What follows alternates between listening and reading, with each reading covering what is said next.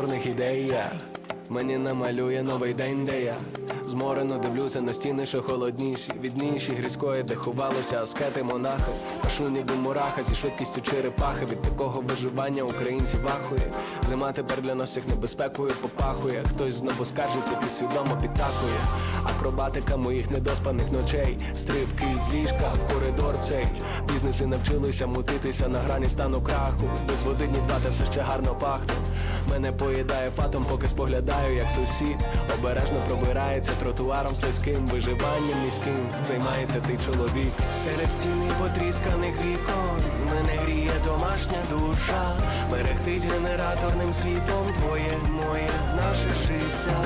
Серед стіни потрісканих вікон мене гріє домашня душа. Мерехтить генераторним світом твоє, моє, наше життя.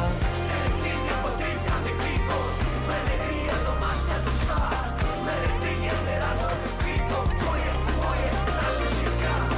Джон Вік би не вивіз такої буденності, напевно. Бо Мустан би тут у ямах залишив усі колеса. Мріє десь там концерти і великі фести. А поки обережні соціальні жести.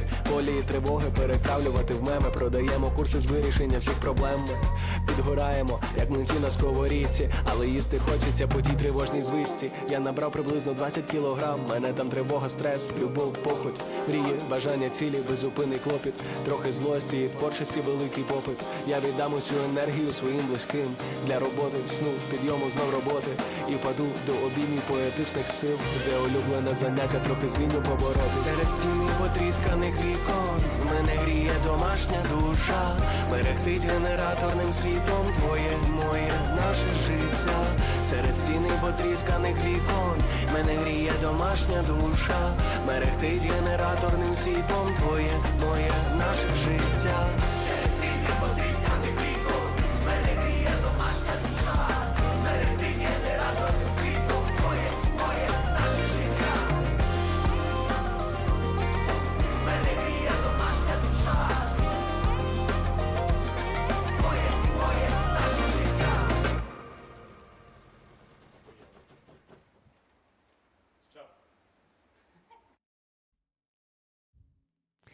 Hi rollers. This was Otoy, said it Steen, said it with the accent, the English or American accent. Among the walls, or between the walls, among the walls, yeah, I guess this is the right translation. It is about our current life with generators, with without electricity, but with each other, with the warmth of each other. So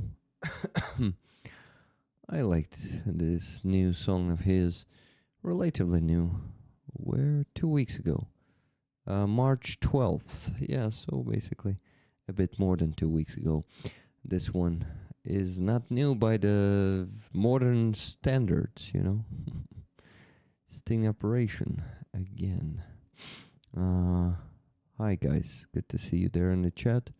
Hello Elizabeth Ridehome, Nikki Hill, Denise, Keith Kane, Cheryl, Tana, Andreas, Just Jimmy. Who else? Pyra Kurt, Silver Earth. It's good to see you all there, guys. Welcome. Hi, Martin Bissig. So, I was late to the stream because I went and slept, actually. I actually had a lunch with Katarina and Boss, and then I went to get some groceries, and then I came back home and dropped down to sleep. And I overslept, to be honest. I slept for like 1 hour and 20 minutes, and when I woke up and I realized that the stream is going to be very soon, and I don't have enough time to prepare the news.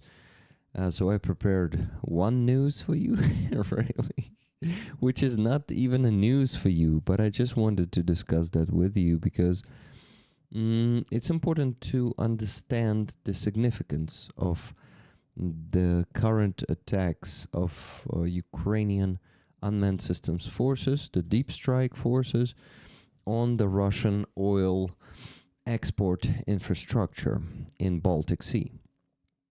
So we'll talk about that a bit.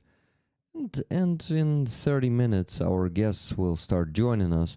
So actually, we don't even have that much time for the news anyway.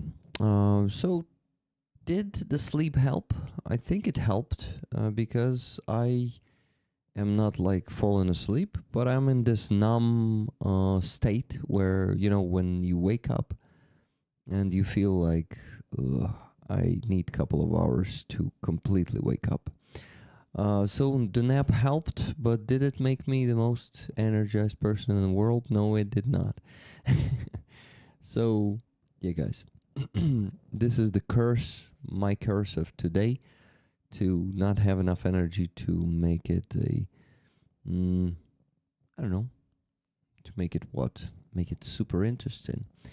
Are you here for super interesting, or are you here to raise some funds for Ukrainian defenders? Let's do it, guys. We can do it. Okay. I got 2 more donations before the stream, so it started 40 minutes ago. Amonsky donated $33.12. Amonsky for what is needed. Thank you, Amonsky. And Johanna donated $250. Thank you very much, Johanna. And she said, "Dear Rick, this donation is to what is needed most. This time, tickets to me, please. The flag is awesome. Rick, thank you so much for everything you do. We can never thank you enough. Все буде Україна, слава Україні, героям слава, Johanna з Фінляндії." Thank you, Johanna, and thank you, Amonsky, for the first 2 donations of this stream. Even though they were before the stream, I consider them the donations of this stream because they were like 40 and 20 minutes before the stream. Cass, thank you very much for 5 gifted memberships. To be honest, today I need to set the goal of 300 of them again to reach the needed average income on YouTube. So that is the first 5 from Cass. Thank you very much, Cass.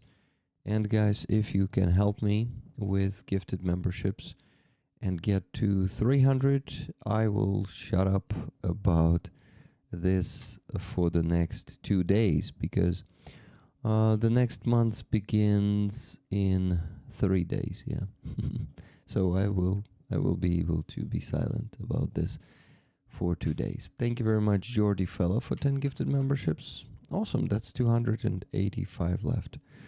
If you guys can join the challenge and help me get to 300 today, I will be grateful. Thank you.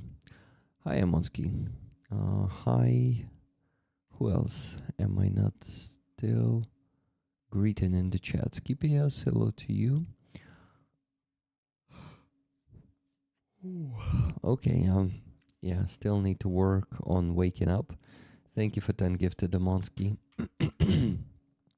Okay, 275 left. Thomas Pedersen, thank you for 10 gifted. I appreciate it very much. That's 265 left. Cool, guys. Nice start. Nice start. Okay, so tonight we're gonna have a great NGO representatives, Victoria and Katerina. They are from Kharkiv, and they hold a center of who? Hold a center. Okay, they have a center for Kharkiv teenagers, and it's like a development center, and I would say they are building a community there where kids can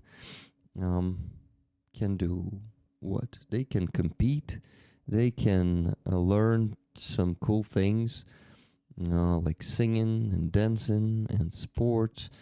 Cool stuff they do there. And What?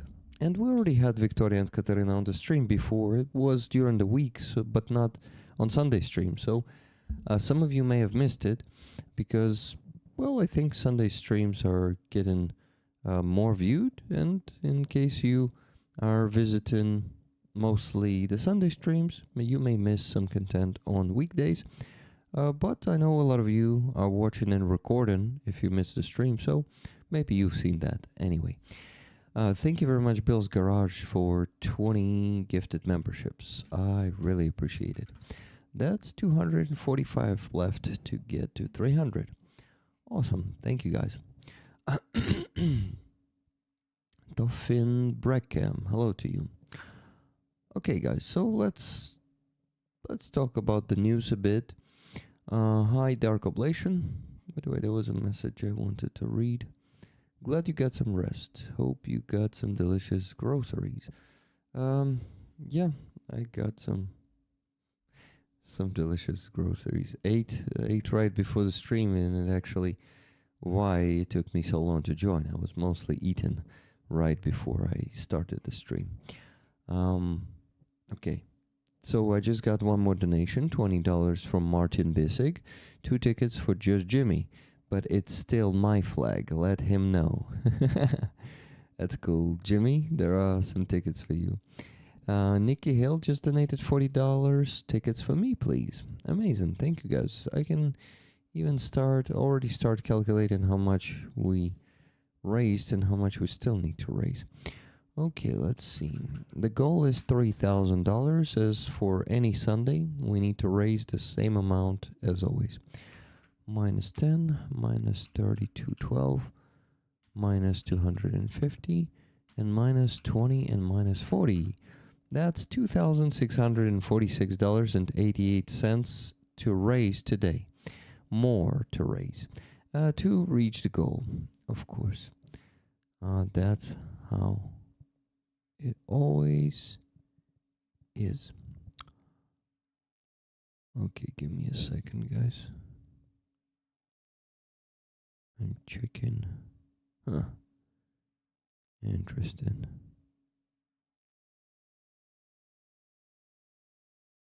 Someone has... Who is this? Oh, yeah. Sorry, guys, I got distracted. Obviously, I got distracted, but I cannot tell you by whom or why and stuff. Okay. Rick, wake up.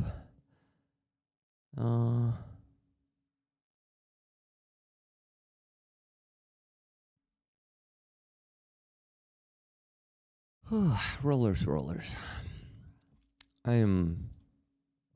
I'm not myself today. I don't feel the best still. Even after I had some power nap, I still don't feel like I have energy, and this is something strange because it's 4th day in a row that I don't have energy. I think it is from Thursday.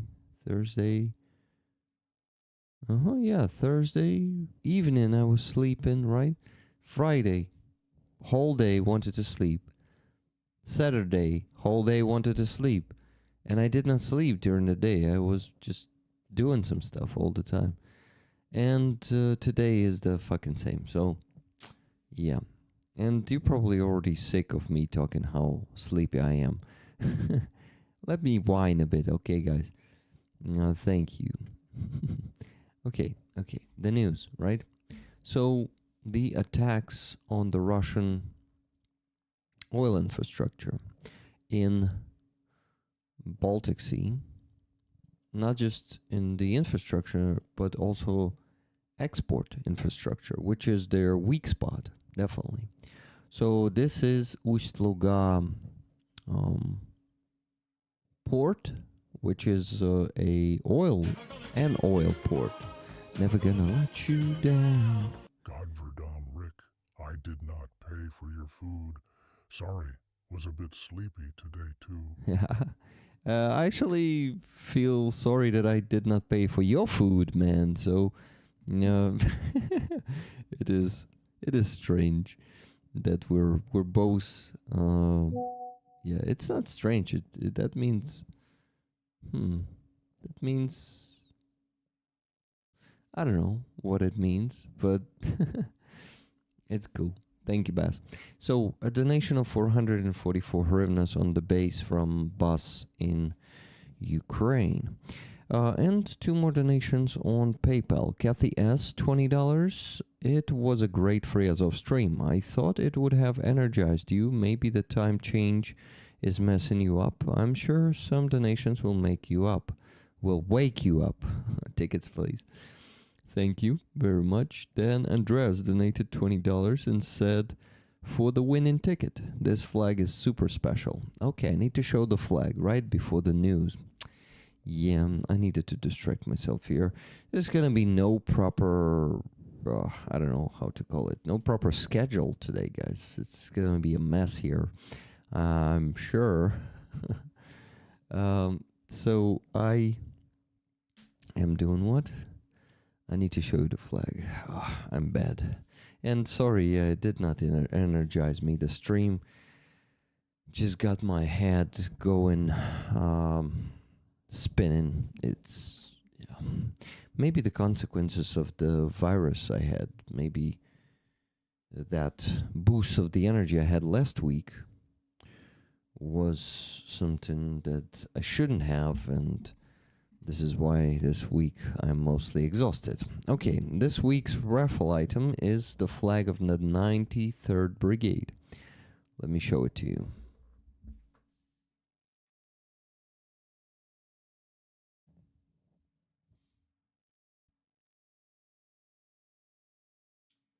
It is signed by 13 Ukrainian defenders, if I'm not mistaken, from this unit, 7th Mechanized Platoon of the 93rd Brigade.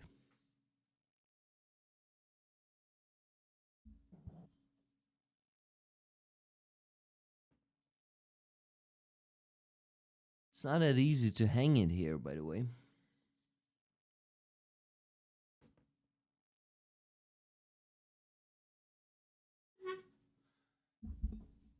I mean, to hang it the way it's going to be seen. It is half hidden there now.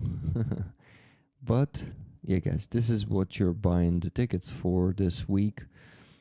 So please keep donating. We still need to raise a big sum of money. And that sum is $2,606.88. So, yeah, a long way to go. We'll see how long this stream will last today or tonight. But yeah, we are gonna reach the goal sooner or later.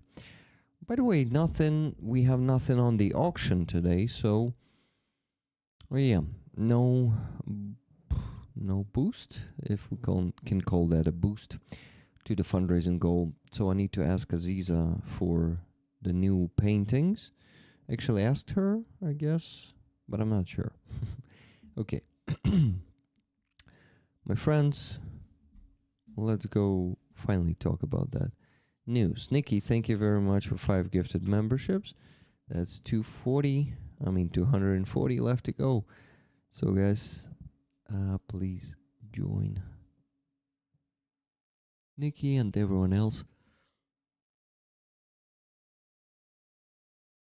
who bought the gifted memberships. Oh shit. Yeah, you see, Rick is still yawning. Aziza could perform. Aziza could perform, but not on the stream because it's late and her neighbors are not happy about her singing in the middle of the night, unfortunately. Чудовий rapper? No, prapor. Prapor is bass. Look at this. Prapor is prapor. Yeah, like this. Okay, guys, so what I actually did today, it was not very smart because I spent a lot of time on it, the limited time I had, but I created the subtitles to the video that the Unmanned Systems Forces posted about their attacks on the Russian oil export infrastructure. So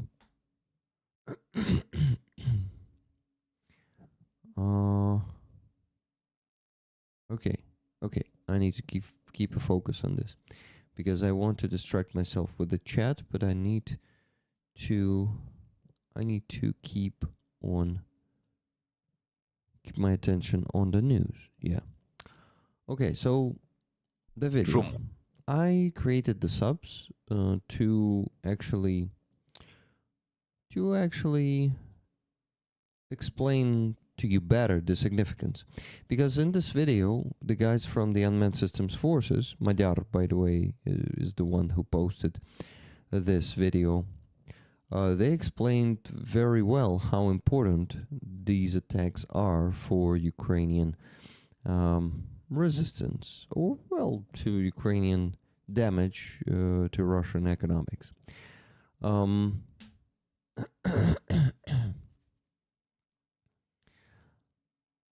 Okay.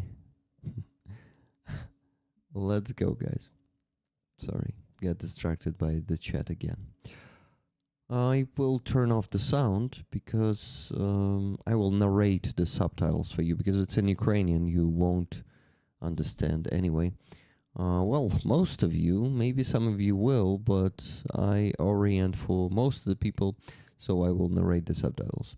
So the title says, why the Russian oil refineries on the north of Russia are burning every day. Why in the week the defense forces of Ukraine are beating hard on the facilities of the oil refinery, exactly in the north of Russia. How did it lead to the most serious problems in the supply of oil products in the recent history of the Moscovia? Let's figure it out. On 23rd and 25th of March, Ukrainian drones visited two ports, Ust-Luga and Primorsk. The damage to the reservoir pumping stations with our drones completely paralyzed the operations of the terminals, and the deployment of oil and oil products has yet been suspended. Ust-Luga and Primorsk are not just two ports. These are the gates for the shadow export to the north of the Russian Federation. Russian Federation, yeah. It, through their terminals that the gas station country deploys more than 2 million barrels of oil and oil products per day. Guys, 2.6 million barrels of oil and oil products per day, that's a lot. The money from the sale goes to finance the war. Let's move on. Oil and oil products go to the terminals from two huge plants, Kinev and Yaroslavl NPP, not nuclear power plant. They are the refineries. Okay, Kinev and Yaroslavl. Kinev was stopped by the 1st Unmanned Systems Center in cooperation with other departments of the Defense Forces on March 26. Key facilities and elements were damaged and the refinery was stopped. And on March 28, we flew to the Yaroslavl NPP. Okay, NPP again. You got it, guys. These two plants take oil from the oil pipeline and refine it for ready-made gasoline, diesel, and aircraft fuel for the forces of the aggressor. So altogether, these four elements from a single chain, a part of the oil that goes from springs to the refinery and then goes for sale or military needs, and the part goes straight to the export. After limiting the route through Druzhba pipeline, this direction became even more critical.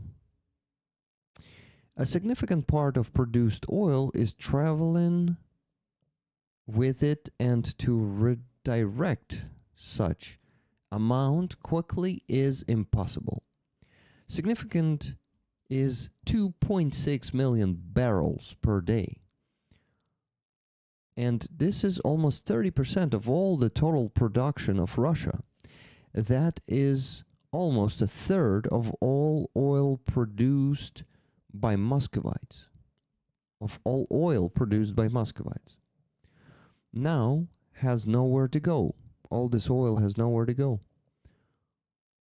And due to the peculiarities of production, this process must be continuous.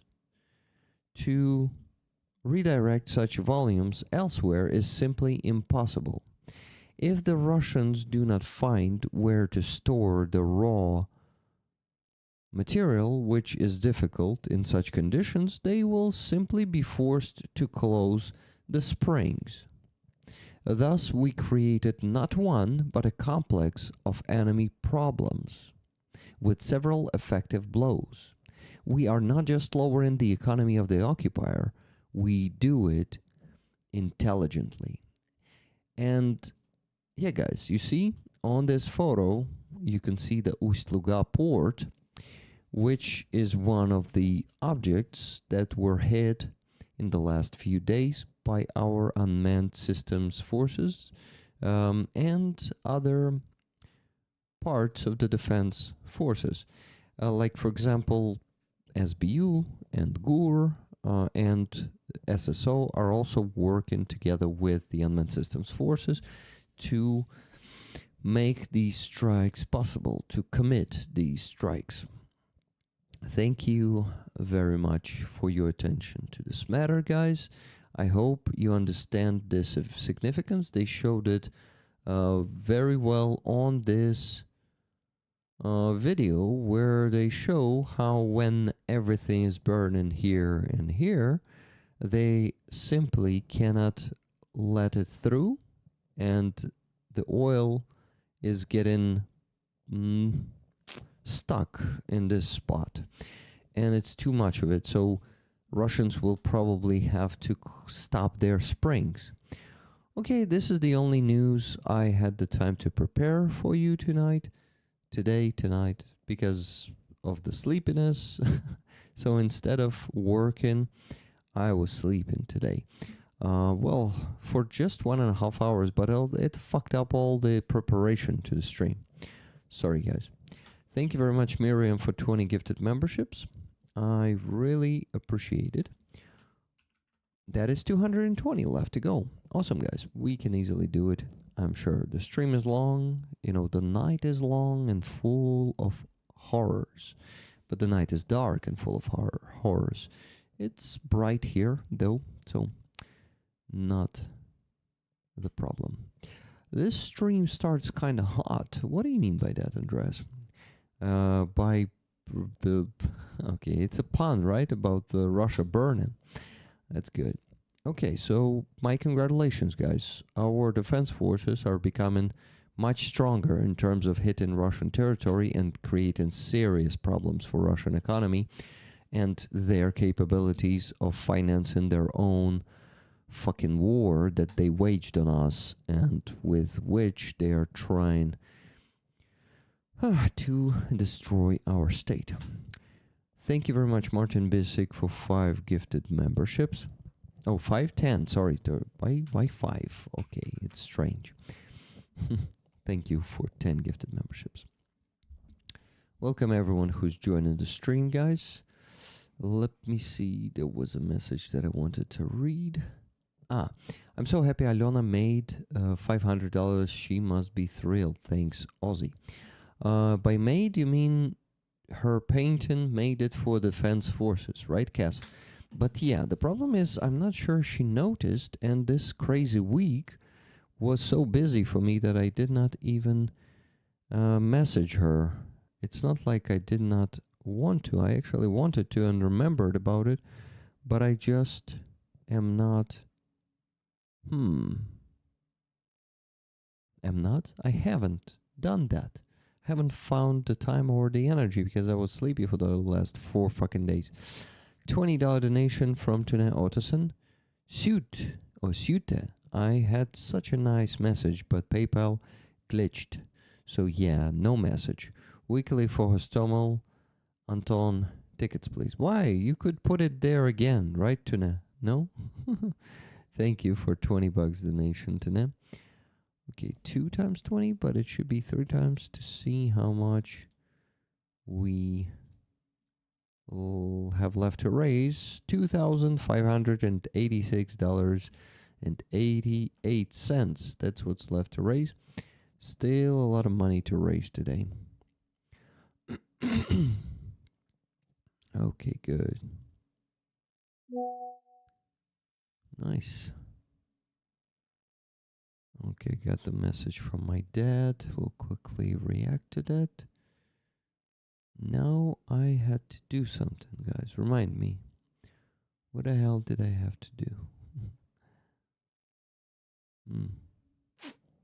I don't know. Okay.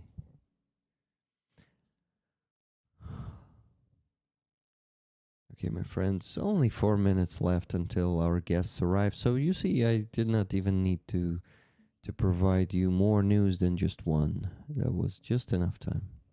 Send the link to the guests. Good idea. I'll do it in 2 minutes, though. Yes, Rick, I'm sure Alona will be thrilled. Her sign raised so much for the defenders.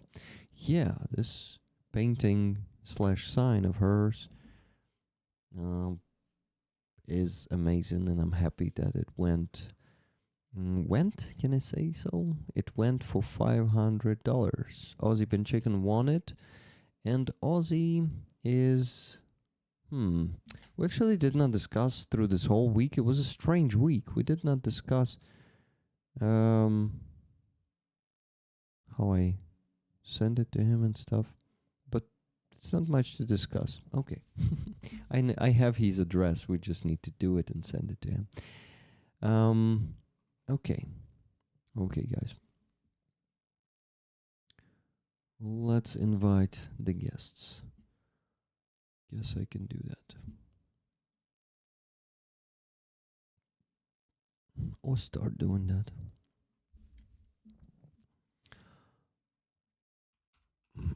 Yeah, I don't.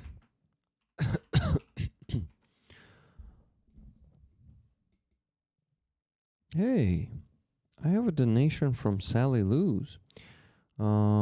Just now $150. Hey Rick, I'm glad you're feeling better. Take it easy and sleep whenever you can. Awesome flag this week, possibly my favorite. Thankfully, I'm able to donate. So tickets for me, please. Thank you so much, Sally, for this donation of $150. It is getting us closer to the goal. $2,436.88 left to raise. Great. Awesome. You keep donating, guys. The flag is simply fantastic. The one we have on the raffle this week. The one from 93rd Brigade. You see, guys, send in the link to the guests. It has also not happening fast. But I created the meeting so I can send them the link finally. That's what I'm gonna go and do. Yeah. Here you go.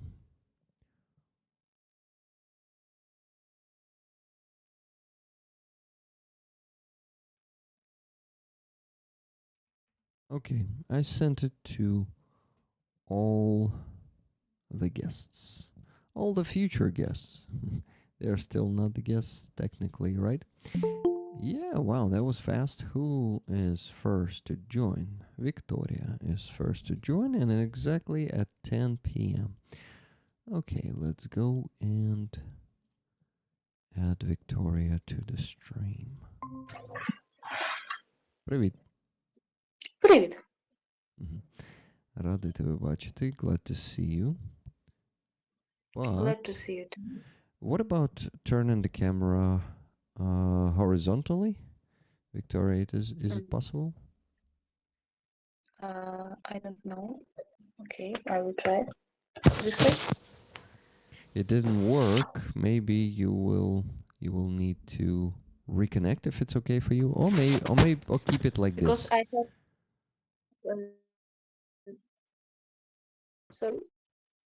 Okay. Okay, so you stay like this. Got it. Um. Okay, give me a second. Okay, so guys, some of you may know Victoria already if you've been to the first stream I had with Little Fires. And Little Fires NGO is from Kharkiv. And I probably will ask Victoria to quickly tell you what their NGO is doing. Because I know, some of you know, but some of you may not know. So I think repeating that will be good, right? Okay, thank you. Our NGO work in Kharkiv since 2016, and we started to work with orphans and children from very poor families. But for now, we work with all children in Kharkiv, and we create a safe space for them, a safe, like psychological and how to say it, safe place for growing, for Mhm. sharing creativity, and for studying. And now in our place, we have both art courses like drawing, theater, dance studio, craft, costume crafts, and also like school program, math, history, English, Ukrainian, because I think you may know, school in Kharkiv are working only online.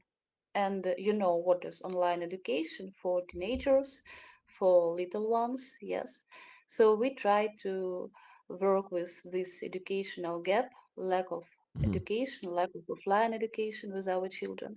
And also we provide them psychological support because, for example, this winter was very hard, very dark, very cold, Mhm. and many children asking for help in psychological ways. Yeah, and we actually are gonna have your psychologist with us for half an hour in about half an hour, right? Mm. Uh, Yes, yes. okay, yeah, her name is Katerina. Victoria, what is your role in Little Fires? Can you tell us, remind us? I am a chief manager, a director, and this means I do all. Uh, Everything. Firstly, yes, it's like I organize all the process. I, for example, speak with teachers when they have some problems with children. Mhm. Also, I'm looking for new guys who will join our team. Also, I am like a fundraiser, so I'm looking for donation for support every month. Also, Mhm. I am a teacher because I need to work with children directly, not only with teachers and psychologists, because when I work with children, I can see their problem and I can still be in touch with them. Also, sometimes I'm like a mentor in a difficult situation with children, with their parents. For example, for now, one of our child, he is in the orphanage because of the conflict with his mother. So Mhm. I'm in contact with him, with his mother, try to manage their conflict, also with social service because they also provide an active role there. Uh, Sometimes I just clean the rooms after children because it's too very important. But we have a big team, not only I, but also 20 teachers, psychologists, educators, mentors, also administrator, and we have really many children because it's like 100 children regularly visited our place in a month. Some Mhm. children usually almost every day, some children like once a week, but we keep this work. Mhm. Okay, so I'm showing your website right now, Okay. and there's a support button. Guys, you were, yeah, some of you were asking in the chat right now. I don't understand that website. Can I switch to English? Yeah, actually, when I went there, I switched. It was in English right away. Yes. When you press support, it actually is in Ukrainian. That Oh, support page. sorry. Yeah, maybe it is. It just transfer you to Wave for Pay, and there the text is in Ukrainian. Maybe people are talking about that. Maybe. But it is the GPay button there. There's like a card number. Actually, last time I remember, sorry, I did not prepare properly for today. I should have asked you beforehand your credentials. Do you accept money only through Wave for Pay or is it PayPal too? PayPal too? Yes. So the I link will write tree, you. maybe? Do you have a link tree? No, sorry, but I can write you my PayPal now. Thank you. Yeah, Uh, site worked for me, Robert Johnsar says. Awesome. So you already have a donation from Robert Johnsar. oh, thank you. Okay, guys, and I'm gonna send you the email into the chat right now.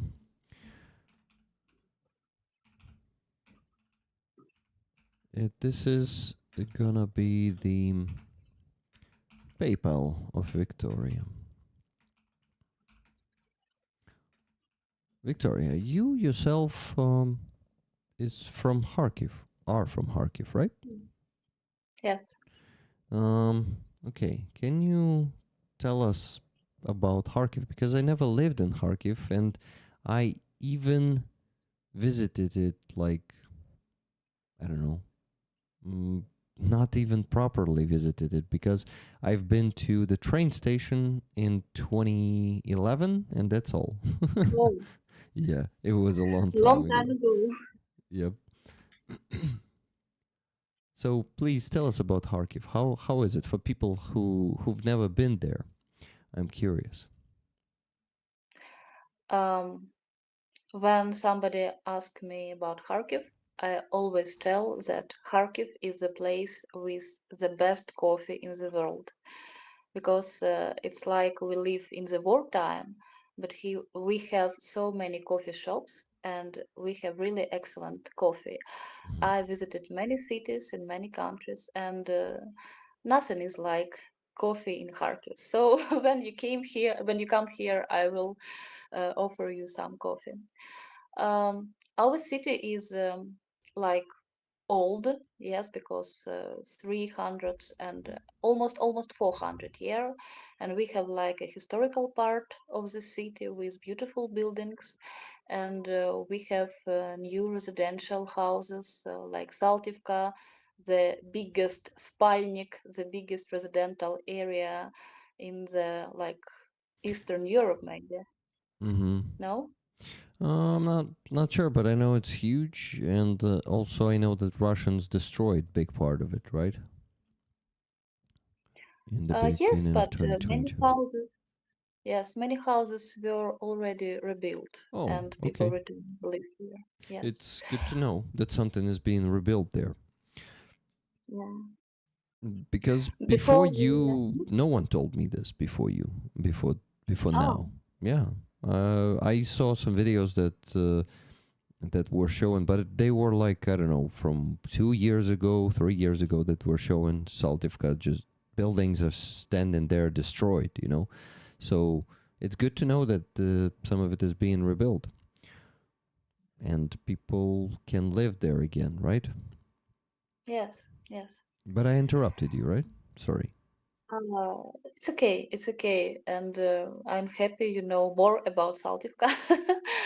And what I wanted to say also, before the big war, Kharkiv was a students' city with a lot of young people because we have many universities and people from Donbas region try to enter our universities. But for Mhm. now, we have like mainly old people or people of middle age because To tell the truth, many young people they try to live somewhere in the safest place in Kiev, in Lviv, and today I was in the city center and I show the picture of the city center to my friend who now is in army, and he sadly said that city is very empty. Mm-hmm. And I realized that I don't remember how it was before the big war. For me, it's like a new normal. Mm-hmm. Hmm. So that's about Kharkiv. So you got used to this less peopleness, let's call it this way, and you don't even remember how it was before. Interesting.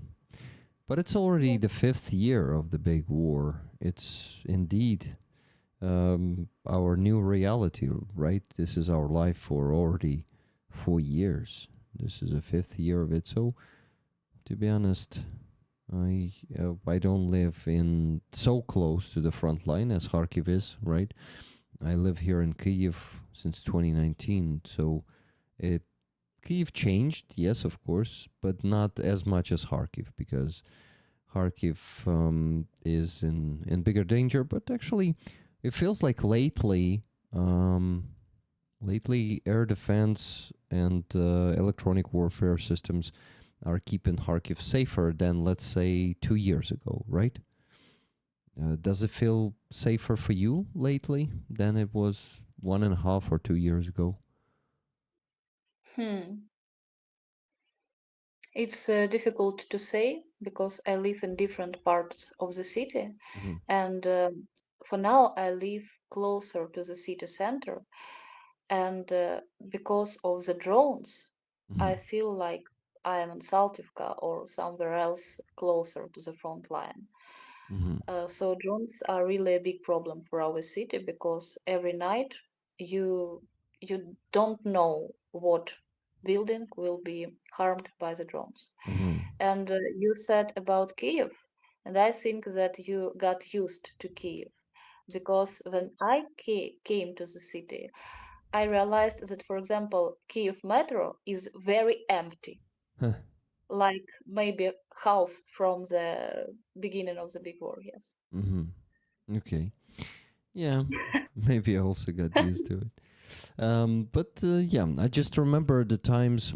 I have a friend from Kharkiv, Anastasia Paraskeva. I don't know if you know her. She's a volunteer, and she tells me that there was time where when glide bombs were hitting down Kharkiv, but the air defense, the electronic warfare, managed to kind of reduce that threat, and lately glide bombs were not hitting Kharkiv as they did before. But Shahed drones, right? You were talking about Shahed drones when you were saying drones. Herbera and Shahed drones, they are constantly hitting Kharkiv, of course, as well. To be honest, as maybe more than Kyiv because you guys are closer, right? But Kyiv is still sometimes being hit hard with those drones too.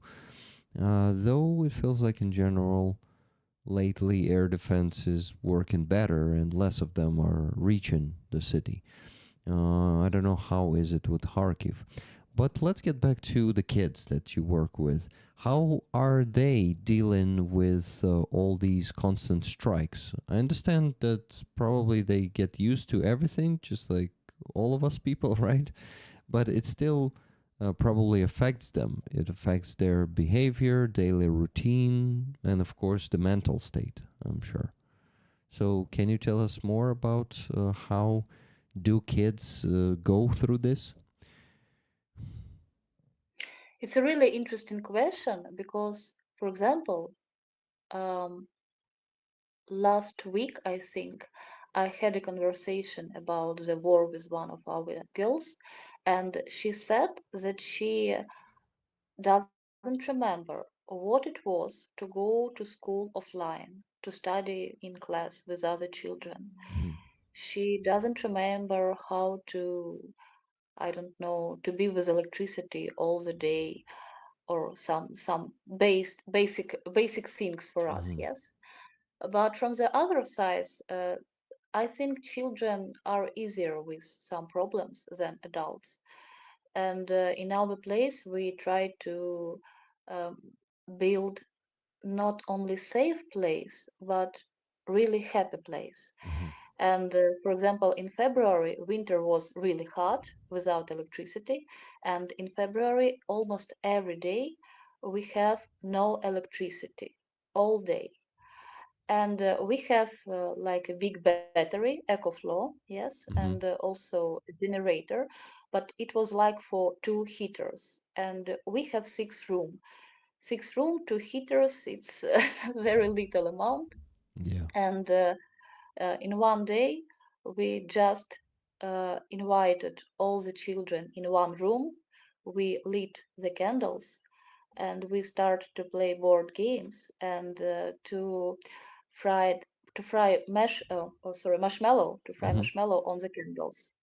It was like a picnic, but in the room, and it was really a happy moment. Yes, What was the temperature outside at that day? Do you remember? about about 20 degrees minus. Minus 20 It degrees was it Celsius. was very cold. Yeah. It's Uh, uh, it's probably an unforgettable moment for all of you, I'm sure. yes, yes, and it is the moment when we became closer Mhm. because in our center we have lessons and we have a free time when children can play with each other, speak and so on. But some children, they are hard in conversation, so they just came to lessons and then go out. Mhm. But after this day, one of the boys, one of the he started to be friend with some children because it was like a special moment for all of them. Mhm. Cool. Um, so yeah, that magic of getting closer, right? Yeah. Worked. That's cool. Rollers. I want to ask you to also ask questions because you see, it seems I have some questions today. Good. My brain still works a bit. Yeah, yeah, Victoria. It's just I've been very sleepy for the last 4 days, so I thought, oh shit, I probably am not gonna be the best host today. But for now, I'm managing. But wait, it's only 18 minutes so far, not that much. I still have the chance to mess it up, but I hope not to. Anyway, it is real here. We talk about anything we want. I don't have any script, I don't have the prepared questions, but I have curiosity to know how you work, how kids are getting through this. So luckily I have questions. But I also want to see some questions from the chat. I want to address them. So guys, if you want to know how it is for the kids out there to live in Kharkiv during in the time of war with no electricity in winter, with crazy cold, ask please. Okay, Victoria, what are the ages of the kids that are the part of your center? We have different ages from 8 years until 18 years. And some children who are older than 18, like 19, 20 years old, they still come to our place because it feels for them like a family place. Mm-hmm. So we didn't interrupt them because it is important for us to be with children as long as they need us. And sometimes we are not only about study or psychological support, we also looking for work for our not children but young people, for some connections in other organization, for entering in the university, because some children they have problems with their adults, with their families, and they really need a support from some teachers, some Mm-hmm. adult person in their life. Sometimes it's just like, okay, we'll go to the coffee shop, have some coffee, and discuss all your problems in relationships, in work, and some other spheres you want to share with me. Mhm. The best age to work with, it's about 12 years old, because in 12 years children started to ask questions, they started to analyze all the process, and they started to think about the adult life, who I want to be, not in my dreams, but really who I want to be. And It's a time of first love, and first love sometimes triggered some problems, and Yeah. we also need to be here in this age. Yeah. And the brain is still developing at until what, 21, 22, if I'm not mistaken. Something like that. So, yeah, it is still a lot of discoveries in life before that. By the way, a question in the chat from Tune Ottoson. Is Victoria checking the donations? Yeah, Victoria, if you check the donations, Yes. you can name them. Check the donation. Um, Sorry if I don't spell the names Oh, correctly. can you But spell, say just the first name and maybe the first letter of the last name? For example, Tune O, Laura S, and so on. Okay? okay, Thank you. Tone O, $10 we received, and also from the N Hill, $20. Awesome. And I will choose the way for pay. Way for pay.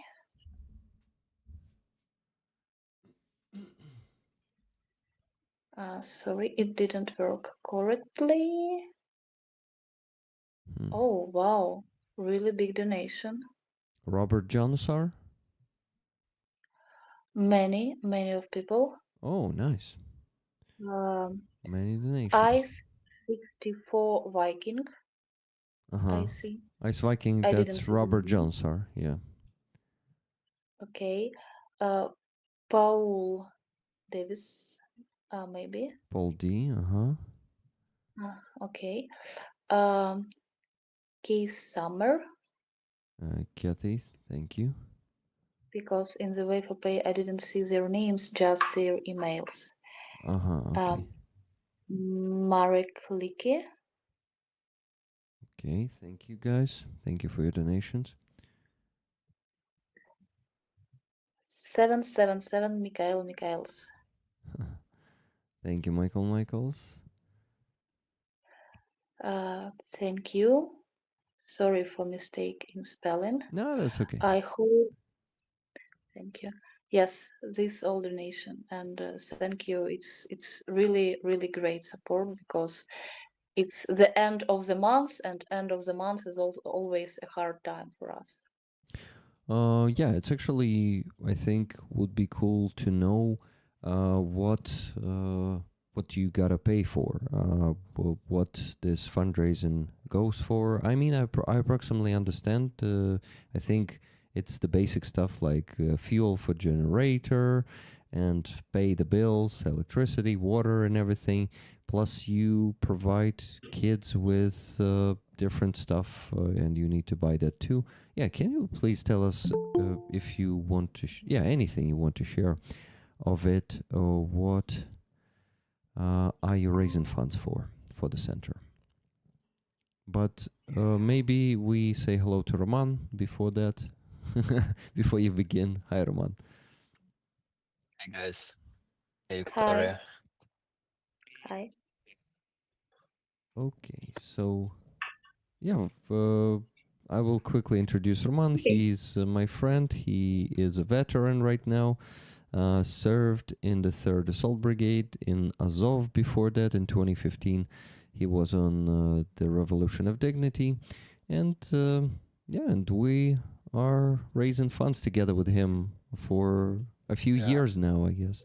Roman, can you imagine it's been a few years already we've that we're doing It this together? wasn't. It Yeah, wasn't. actually, It's like two years. uh, it's crazy because today I forgot how many years full-scale invasion lasts. I start talking like 3, 4, 5 years. Like, so yeah, it's years. It's years. Yeah, guys, I was with you these 25 minutes, just trying to just get myself together. I listened to all your stories, but I wasn't visually with you. Hey, rollers. Yeah. So it's amazing to hear such stories from what you're doing, Victoria. And I don't want to interrupt you. Just carry on, please. Okay, thank you. So I will shortly describe our budget. Yes, I think the main part of our budget is for salaries for our staff, for our teachers, because my philosophy is you need people to help children. Uh-huh. You often don't need some special supplies, but you need normal adults, normal people, professional teachers who can help children. So we have a big team of psychologists, really professional psychologists, teachers, educators who spend with children all day work, and after work sometimes children want to text their teachers, how are you, please spend some time with me. And sometimes we have situation when it's about 11 o'clock, midnight, and some children have problem sometimes. Okay, sometimes it's thoughts about suicide. We have also such problems, and teachers try to be try to be in contact, and sometimes at night in our group chat we receive message like, please, this child is in problem, could somebody help, and so on. Also, of course, we buy food for children because every day we have a hot meal in our center, and some of our children have hot meal only in our place because of some problems with their parents. Also, of course, cookies, candies, tea, because it's very important for children to receive some sweets during the day. And of course, it's like books for education and some special needs. Because, for example, for now, we want to buy new microphones uh, for our theater group, because for good performance they need, like, I don't know how to call it, like radio microphones, not this one. And also, we want to buy some chemistry items because our chemistry teacher want to make some experiments with children, so we need to buy this. It's like shortly our budget. Awesome. Thank you. That is actually given a lot of understanding because you told us right away that the priority is paying salaries to the teachers because your approach is having teachers who will educate children, who will help them get through all of this. Thank you, Victoria. I want to make a quick pause and mention my fundraising. Here we're raising funds for energy and signal equipment for Alastor Group. These guys are from the 25th Airborne Brigade, and they are on Pokrovsk direction right now. They need our support with 3 generators, 3 power stations, 2 Starlinks, and 2 antennas for the drone signal. So basically, we're raising 440,000 hryvnias for them. That's $10,000. We will close this one on Tuesday, but for this today we need to raise $3,000, and we raised around 800 so far. Let me tell you, we raised $773.12. So guys, we still need to raise today $2,226.88. So please keep donating. And the last 2 donations I got were these $200 from Laura S. Laura says tickets 50-50. Thank you, Rick. Thank you, Laura, for this donation. And $10 from Rooney, a legendary flag, Rick. 1 ticket, please. Have a great stream, and Slava Ukraini. Героям слава. Thank you very much, Rooney, for this donation. yeah, guys, so keep donating. $2,226.88 left to raise. Big sum of money, but we're still in the beginning of the stream, I would say. And the flag that is hanging here, the flag from 93rd Brigade, is the raffle item this week. So every $10 of your donation give you the ticket for the flag. And of course, you can share some of the tickets if you don't want all of them. Let me show you the flag a bit closer, real quick.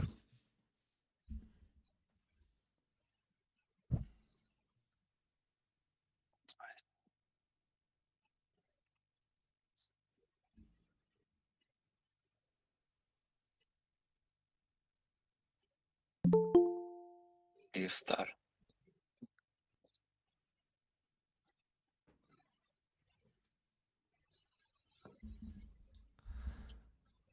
Okay, now I'm able to hear you again. So yeah, needed to quickly mention that to remind people that we keep raising funds and they need to donate. So guys, if you have means for multiple fundraisers, and I think you should have, because the work that Little Fires do is, in my opinion, very important work.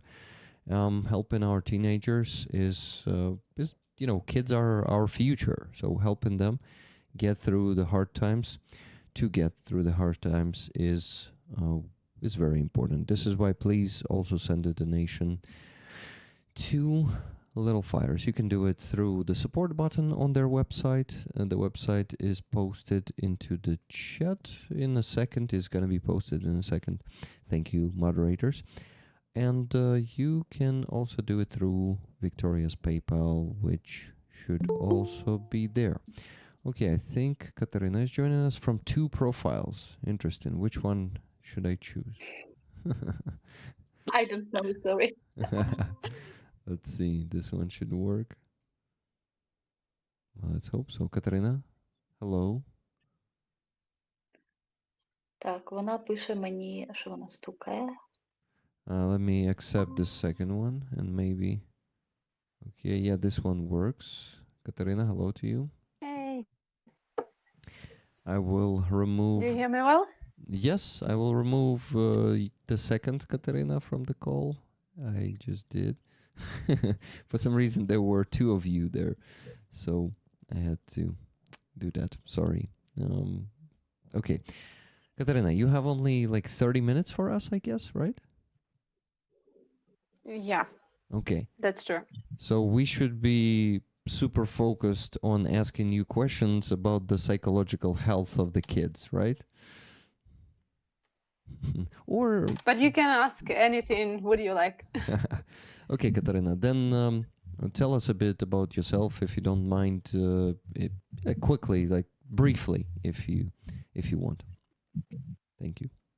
Oh, it's pretty difficult question to be honest, because it's kind of psychological stuff. Like a person is very like have a volume, yeah, and I need right now. You ask me, just decide which part of my personality Yeah. to describe, yeah, and it's pretty difficult. Yeah, understandable. If I if I would like pick about my passion right now, about what inspires me, I would rather say that I'm like person who adores sports and different athletical stuff. Now I have a new like hobby. It's weightlifting, like powerlifting. Yeah. Mm-hmm. I have goals, aims, and like growing up in my weights, what I'm doing. Yeah, but if we talk about my, not my personality, but about my like job personality, yeah, it's what I can say that I like work with trauma a lot. Mm-hmm. Yes, and probably it's one of my core of personality of like professional personality. And the second thing is like I use ACT. It's acceptance and commitment therapy in my work. Yeah, and its main idea is to accept things that we can change, yeah, and like adapt Mhm. and improve in those obstacles that we are. And this my personal like working personality traits very helpful in my work in Трохи вогню, like trauma work and readiness to accept things that we can change. Mhm. And of course, you use this method to work with kids too, right? Yeah, Logical. definitely. It's great if, for kids, for adults. Um, okay, and how does it help with? I don't know.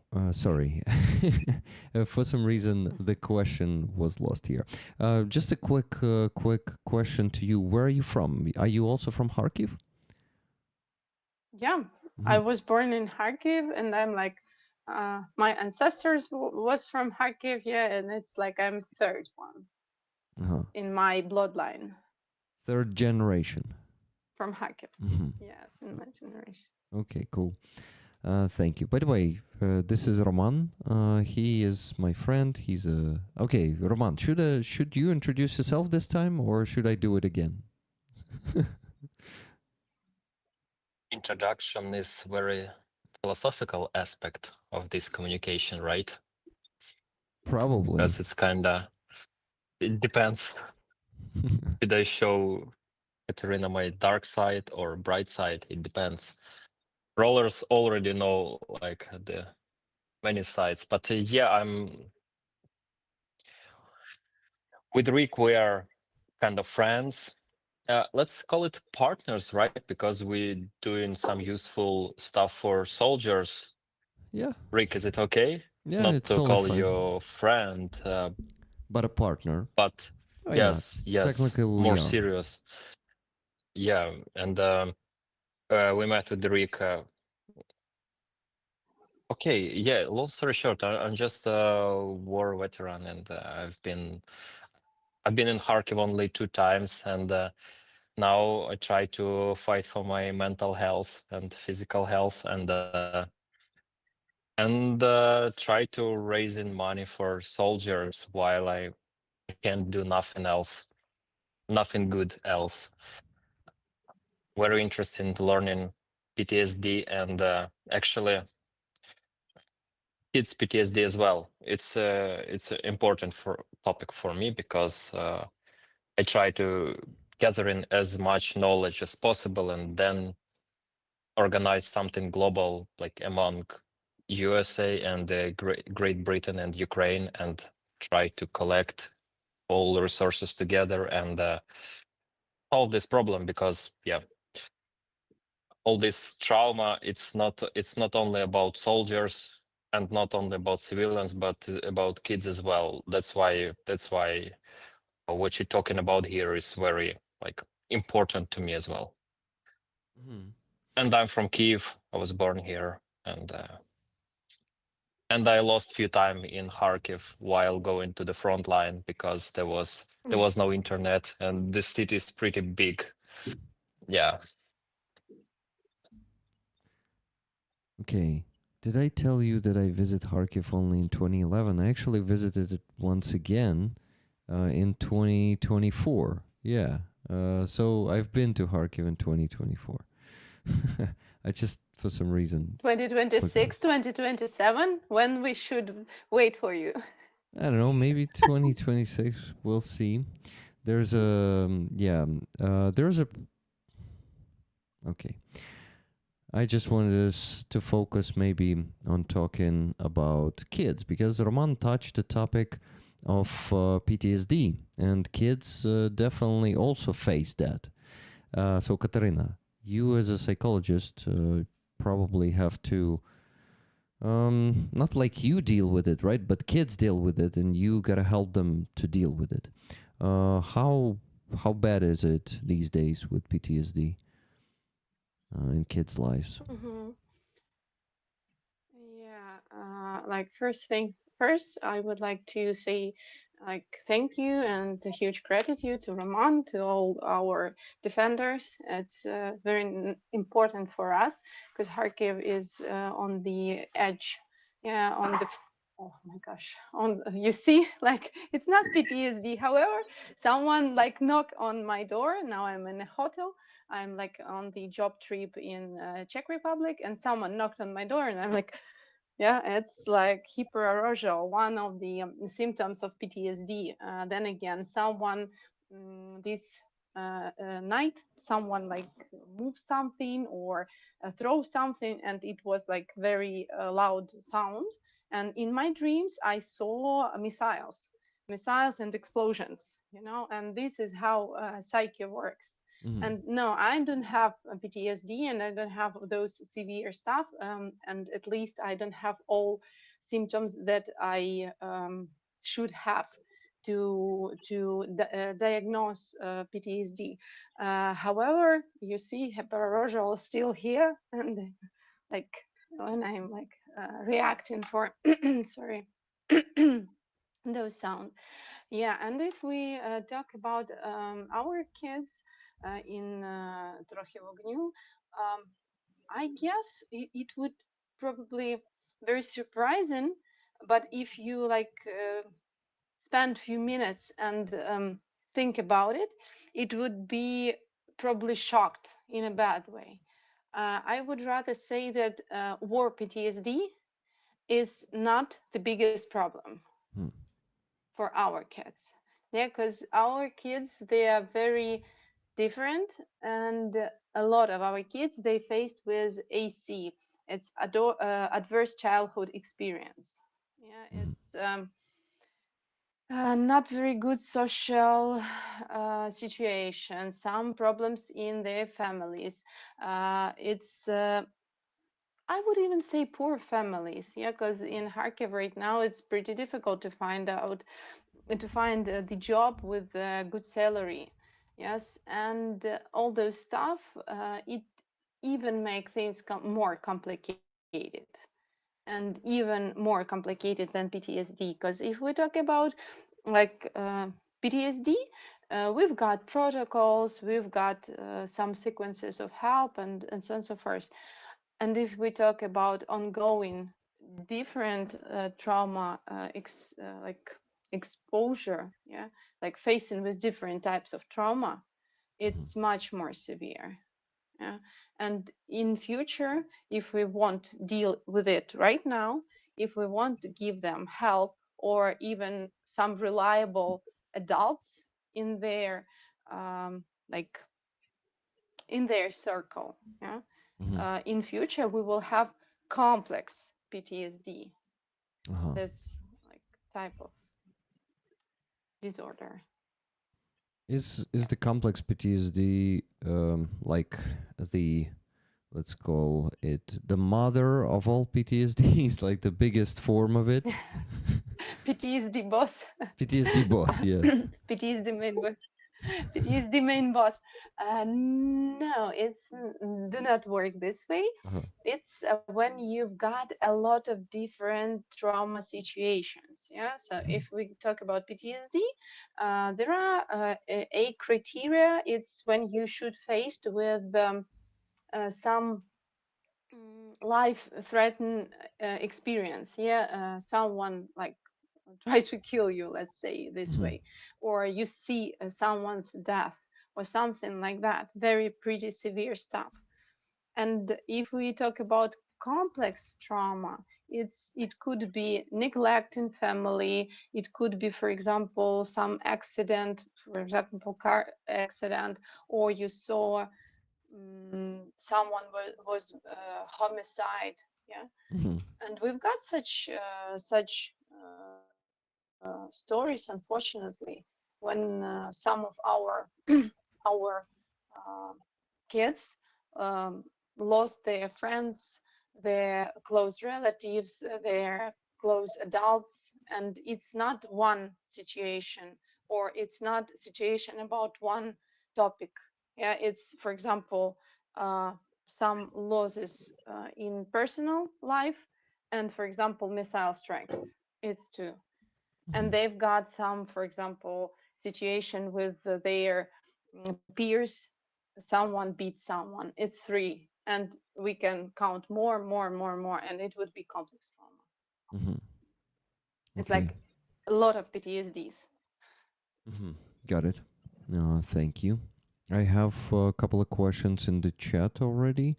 Um, Kathy S asks, how many kids do they work with weekly, and do they have underground facilities?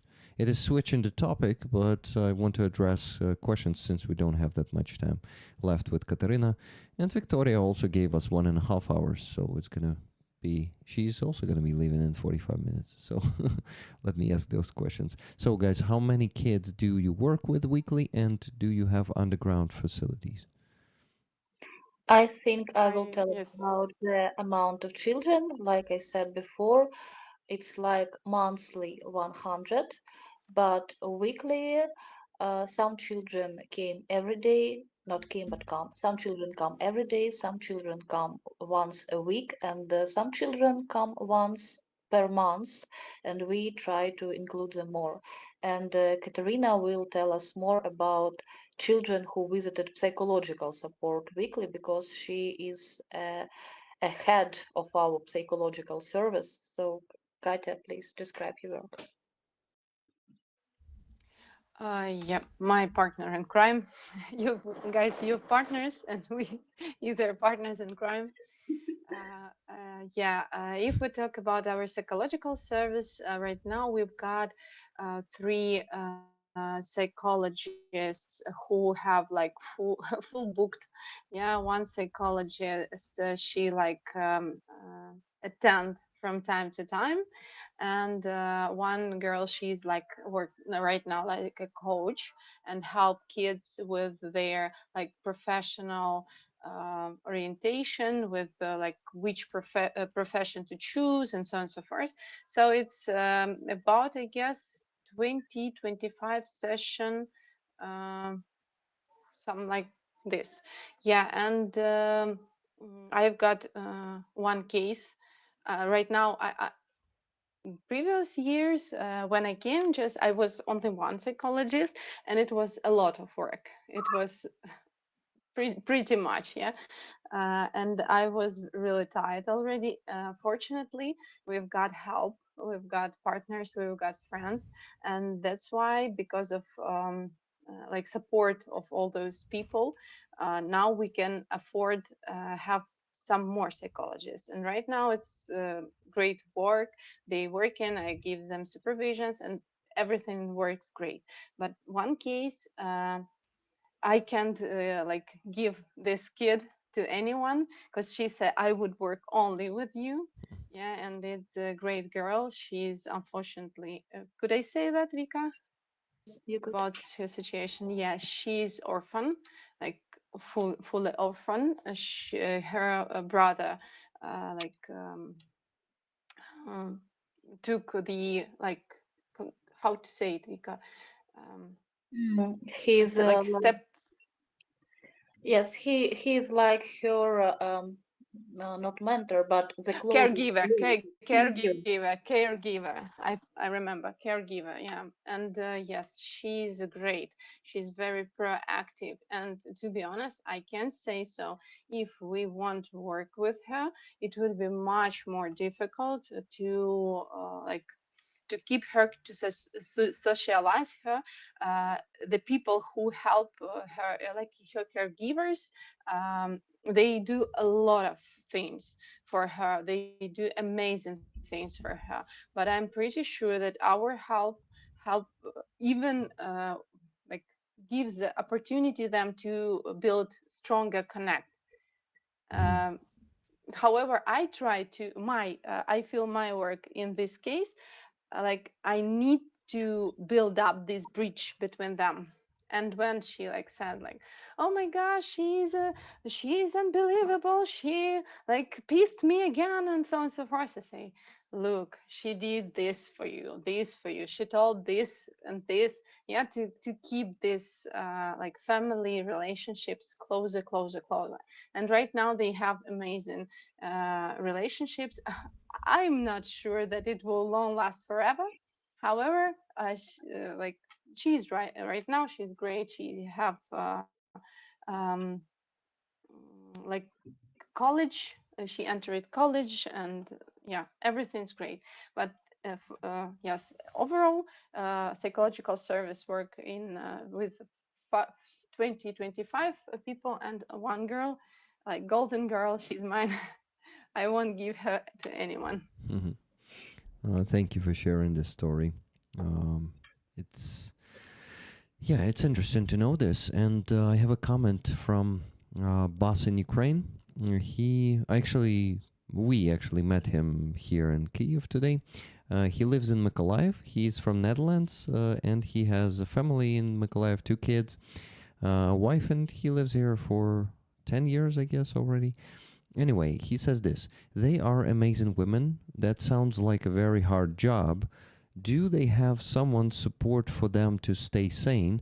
It must be such emotional work. Yeah, do you guys go to the therapy, and do you have someone to help you with your mental health? Vika? I think I will tell the story about my support after when we will have more time. And for now, your turn. Okay. Okay. Yeah, definitely. I've got my therapy. Right now, I would rather say that I don't have, like, some sustainable request. Yes, that's why I use it from time to time just to keep mentally fit.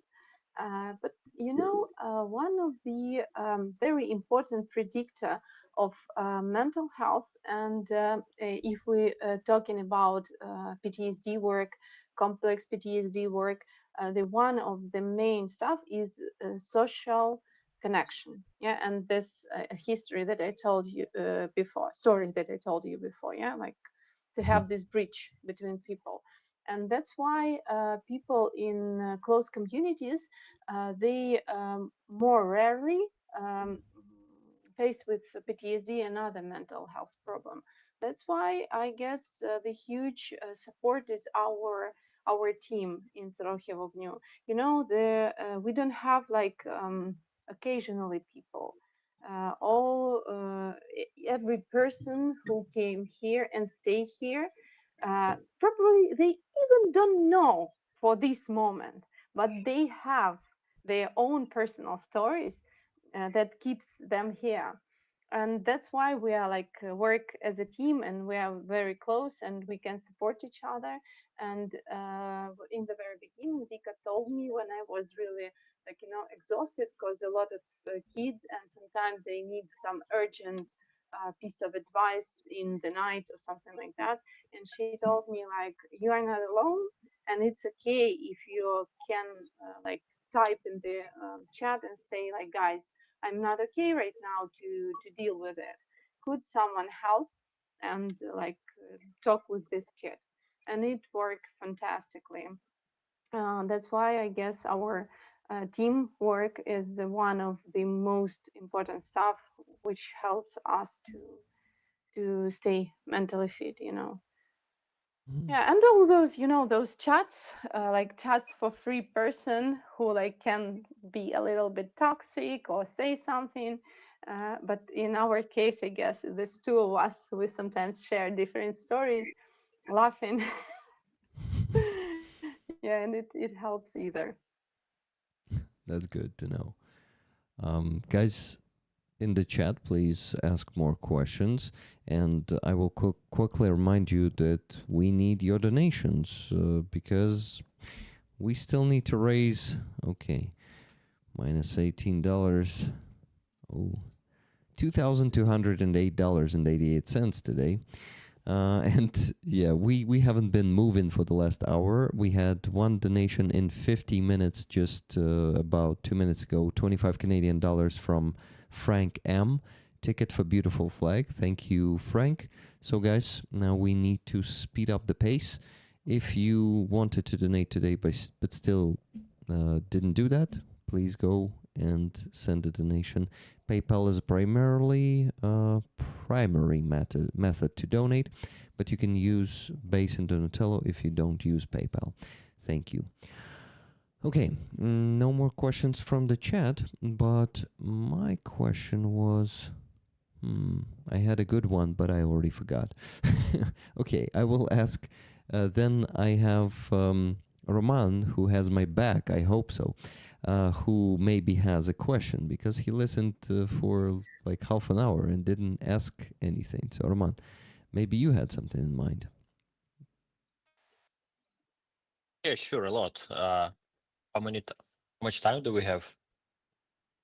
Katerina? Okay, let's I guess start. 20, Let's 10, 15 minutes, but no, okay. Thank you. okay, let's make this totally clear for rollers as well and for us. Any chance people could heal PTSD during being in war zone? That's the great question. And by the by, I discuss it with my colleagues, with two my colleagues and my friends, because we've like find out that there is one more new super duper psychotherapy method that work in the war zone and so on and so forth. But it's not really correct. I tell you that there are three stages to heal PTSD in all the modern methods. Three stages. First stage is stabilization. Is the stage when we learn different coping skills, different like stabilization skills, and stuff like that.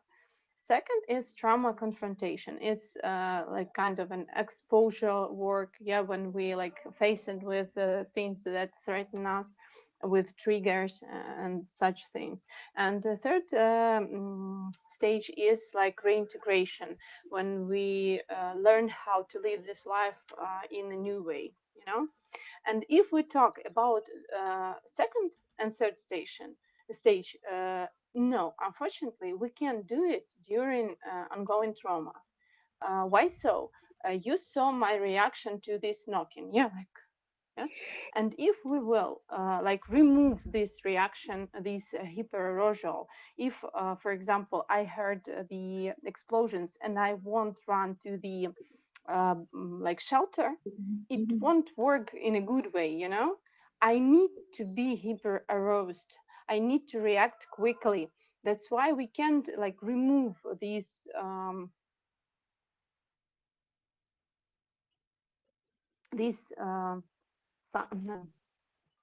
artifacts, okay, artifacts from me. But on stabilization stage, of course, we can, we should, we need work in this stage. Uh, and it definitely okay. Then again, if we talk about the second stage, it probably it do not make a huge sense. You know, for example, even if we work on hyperarousal or on avoidance, for example. Yes, someone avoids some places, someone avoids some people or something like that. Yes, okay, we will work and probably it will give us result. But then again, new missile strikes, new like new triggers, and then again you again afraid of those sounds. You understand me? Yeah. So we take it, but we like immediately have new one instead of this the same, and it a little bit do not have sense. However, it can be some situation with which we can work, um, but then again it's a first stage, it's not trauma confrontation stage in like in whole volume, you know. Did I answer your question? Yeah, at least you show the direction where to direct people with this question, and it was very clear. Okay. Second question: what's the biggest difference with treating PTSD from adults and between adults and kids? kids, let's till 18, right? Teenager kids and adult people. Mhm. If you have That's such observations. that's a great question. Thank you for it. Um, the first is you know, um, the stages the same and the idea the same, but we can work with we can change the approach, how we deliver these ideas for kids or for adults. For example, if, oh my gosh guys, I've got battery issues, probably I like find out my power bank and I like reconnect. Okay. Reconnect. Okay. Okay, waiting for you. Yes, because my Okay. phone is about in 10 seconds it switch off. Okay. Okay, Okay. Rick, you will Oh, Fantastic. respond. You will respond this I question. will respond this question. Of course, Yeah, my friend. So, when we talk about the complex PTSD, it is not really bad. not that easy Nice to. start. Nice start, right? Let's Yeah. let's just pay attention on this nice, like You know, he was actually, zero hesitant at all, and it was just like just jump into the point. Yeah, well, come that's my on. man. I need to earn some donations, right? So I at least need to pretend that I'm understand what I'm talking about. Yeah. Yeah, Katarina. Sorry, Roman said that. Okay, Rick. Since Katarina had to leave, you will answer this question, and I started answering it immediately. You know, from the top of my head. Okay, please continue.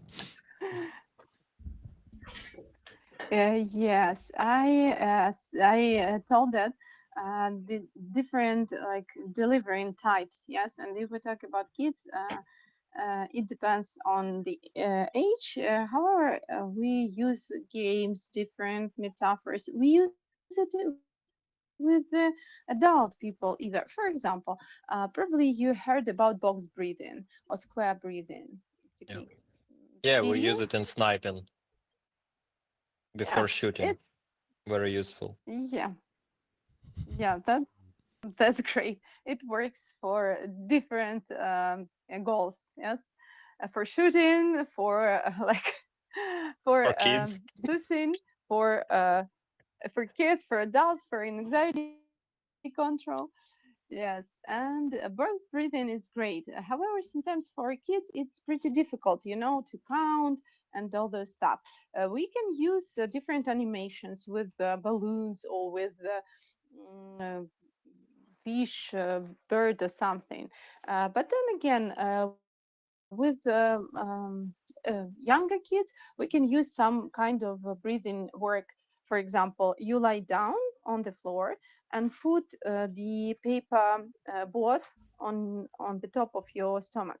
Yeah, and you like making waves with your stomach. You like inhale, exhale, and you Mhm. look after this board goes up, goes down, goes up, goes down. I guess we can do it with adults either.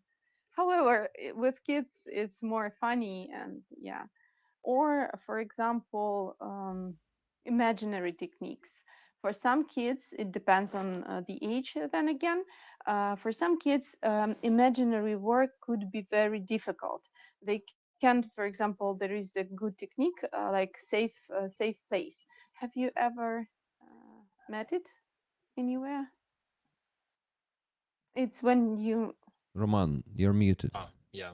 Yeah, if you're talking about this technique when you put yourself in some safe place in your imagination where you felt, yeah, I used to use it in the trenches like tons of times. Yes, amazing things.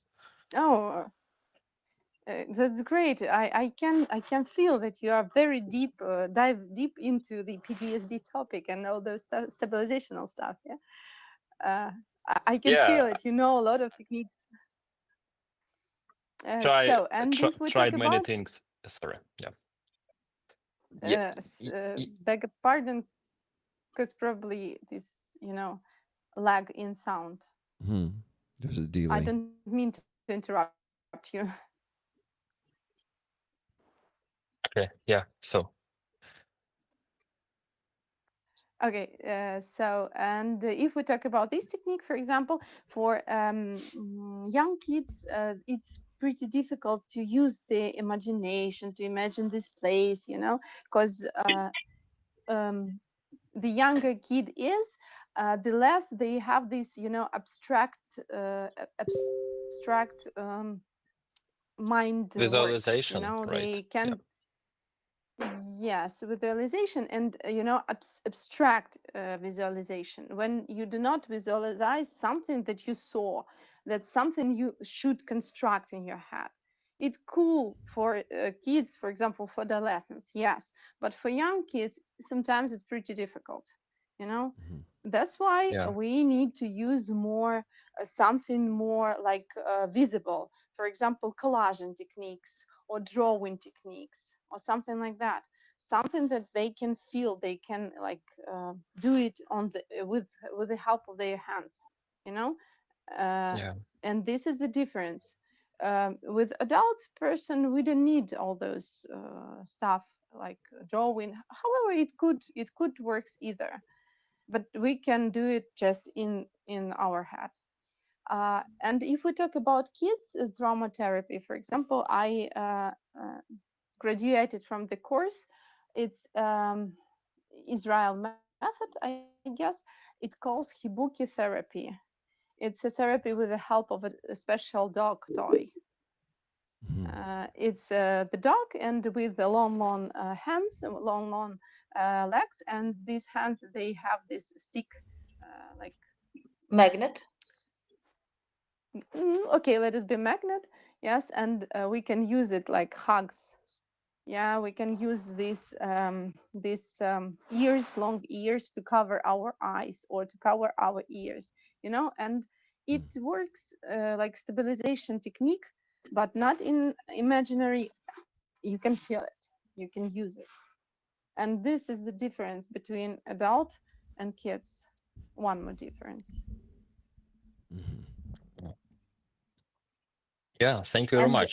one It's and I would add one more thing. It's very important. The very pretty crucial stuff working with kids is stabilize their parents. It's crucial, And that's the problem in our and world. yeah. And if we work with a kid and stabilize kid, but father, mother, someone is aroused, anxious, our work would like go to 0 point again. Then we again work to the 5, 7, 10, then again to the 0. You know what I mean? Yeah. Parents usually bring kids to therapists and say, "Fix my kid," and who exactly the person who needs to be fixed is the parent, usually in such situations. Yeah, and yeah. that's one. I think they call it one of the biggest challenges in working with kids, right? Actually, making their parents to also work on their relationship with kids and not just make kid do what they want. I think you can confirm that, Katarina. Yeah. We had a few more questions from the rollers. Roman, if you allow me. No? You ask more? Okay, go. Ask more. I was first rollers. Okay, he was It's first. fair. Or okay, okay. Let's do one by one. Okay. Okay, It's, let's do it. So the question was, give me a second. Does it's from Gabriel? Does any EU program is of any help with the children in Kharkiv? It should be on their desk. Yeah, guys. What about a EU? Do you have any programs that, yeah, programs for kids that maybe you have the opportunity to work with? No Eva? program from EU. Uh, do you mean some programs from European Union, which Mm-hmm. okay. Yeah. Yes, we have some hubs in Kharkiv which provide also psychological support, educational support, but the biggest problem all of these programs is that they are for a short time. For example, somebody put a grant for 9 months. Okay, 9 months, a hub work, and then okay, money is finished, so finished our work. And the difference between this organization and our place is because I try to build a community who support us for a long time.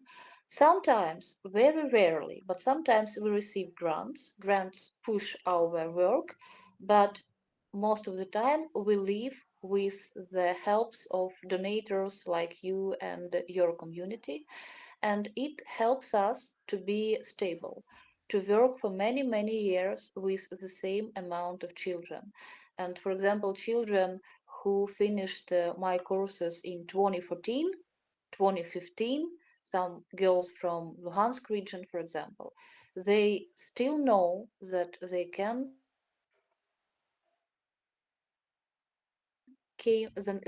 come to Kharkiv and find me and find the little fireplace, and it's like their family. So it is the main part of our work for me. Be stable, but of course, European Union's program helps us a lot. Also, our organization to push our work. Okay, it's good to know. Thank you. Roman, it's your turn. Then a question from a roller after. I have even more questions after that.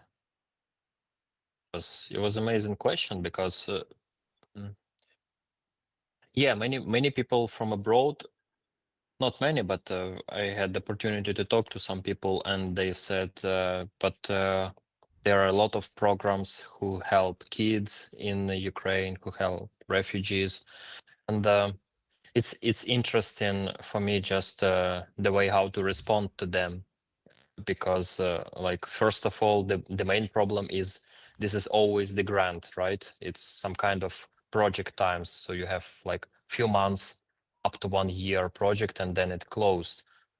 So you literally need to find out the new place, right? You need to move out from this rent place and find another or stuff like that, and it always makes some break in your work time, because you need to move tables and chairs instead of doing job your job, right? And but is there any chance to communicate to foreigners more effectively? What do you think, like how to get more support from them? I will answer your question, but first of all, I want to ask Katerina, do you have some time for us, or you need to go? I guess I stay till we answer all questions and then I go because it's pretty important to have this time with you and to answer all the questions. Thank you very much. Of course. So I will shortly explain this question, and after maybe you will have some psychological question for Katerina. So about foreigners, um, my way is to build individual connection with people. For example, we have a friend from Norway, Geir. He is the friend of our organization for 2 years, and for now he became my close friend. And when he fundraise in his city like 20 euros, for his city it's a little amount of money, 20 euros, but for me it's like, wow, 20 euros, we received a donation so we can provide more psychological consultation and so on. And I try to find some people in different part of the world. We have friends from USA, we have Kyle from Australia who also support us, and other peoples. And it is also important when children know that there is a man in a city far from Kharkiv, and he takes care about you, children. And I often show children photos. I make a video calls with our supporters, and I do it not only for supporters to show our work, but also for children. These people care about you. These churches, for example, pray about you. It is also important for children. And for example, friend from Norway, Geir, he came to our place twice. He built a room, a computer class for our kids. So he is included in our work not only financial but also with his hands. He cooked a beautiful Norway soup for our children. It was in a very cold winter day, and such stories, they really inspiring me, inspiring children, and help build a really beautiful community. Yeah, amazing And story. if you don't mind, I'm Of course. add a few. Vika told you like vanilla stories, and I will tell you a bitter stories. And this, Yeah. I would like to emphasize that direct help is much more important. What do I mean? Vika, you remember that story when we won emergency grant? Yes, we won it, I guess, in spring, and It we was my earned this money like, PTSD. yeah, we like it was 2022, I guess, and this grant was won in the spring, and emergency grant we gained this money in the winter, I guess. It's not emergency, guys. When 2022 in our country is war, it's not emergency. On the second story, you remember, it's, I guess, it then again 2022, 2023, when it was Christmas, Christmas presents, I guess. And our like grantors, they said that we can spend money for presents only for backpacks and sweets in Kharkiv. Schools do not work. uh, Kids don't need backpack, kids don't need sweets, they need, like, some pasta, some meat, some really ordinary daily products. So that's why these huge organizations, those foundations and so on and so forth, they a little bit like over our reality and out of our daily basis needs, and that's why direct help is really crucial important. That's why all people who donate, who gives us even little help, they like help us to give what people needs really, and not just for tickle. Yeah, cool. Another question from Roman. No, Rick. this time from one of the rollers, members of the community. Let's go. This one is He's not from. sleeping. He's not sleeping. I'm Look at not him. sleeping. No, no, no. I'm looking all around, and I'm in a pretty good working mode right now. Already finished the spreadsheet. Of course, it's for now $1,000, not 3,000. But I'm also monitoring the questions. I see another one.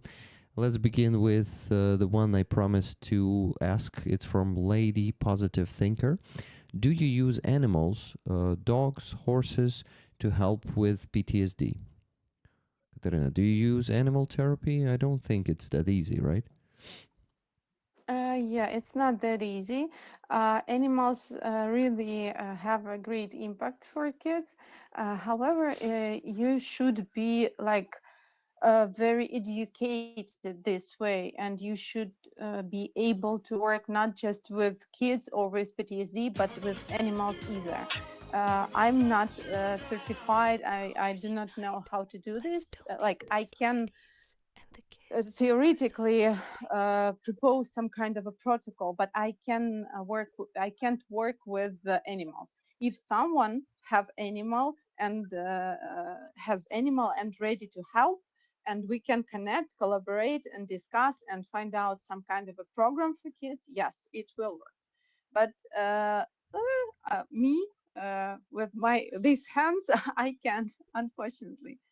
However, if we talk about our foundation, our colleagues have dogs. It's a dog of Yulia, our case manager, Harley, and kids adore him, Bisha, and the Hiles from our Katya teacher. Yes, sometimes they came to the our place, and kids adore them. It's not PTSD work, however, it really helps kids to feel this connection with uh, some not human beings but animal beings, live beings. Mm-hmm. Thank you. And now, question from Roman. Yeah, I try to be as short as possible. What do you think about talking about this experience? I believe kids used to share their bad experience with other in group at or in group therapy or with you. What do you think? Like, is it healing or re-traumatizing process? You mean talking about trauma experience or talking in group about trauma experience? Talking about trauma experience, but in different places, in safe spaces, in group, in front of you, parents, but do it like Uh, maybe not once, but from time to time, again and again. Is it that's killing great or question. healing? Great question. Yes, and a great word game. If I will do such work, it would be safe. Why I'm so sure about it? Because I've got some education.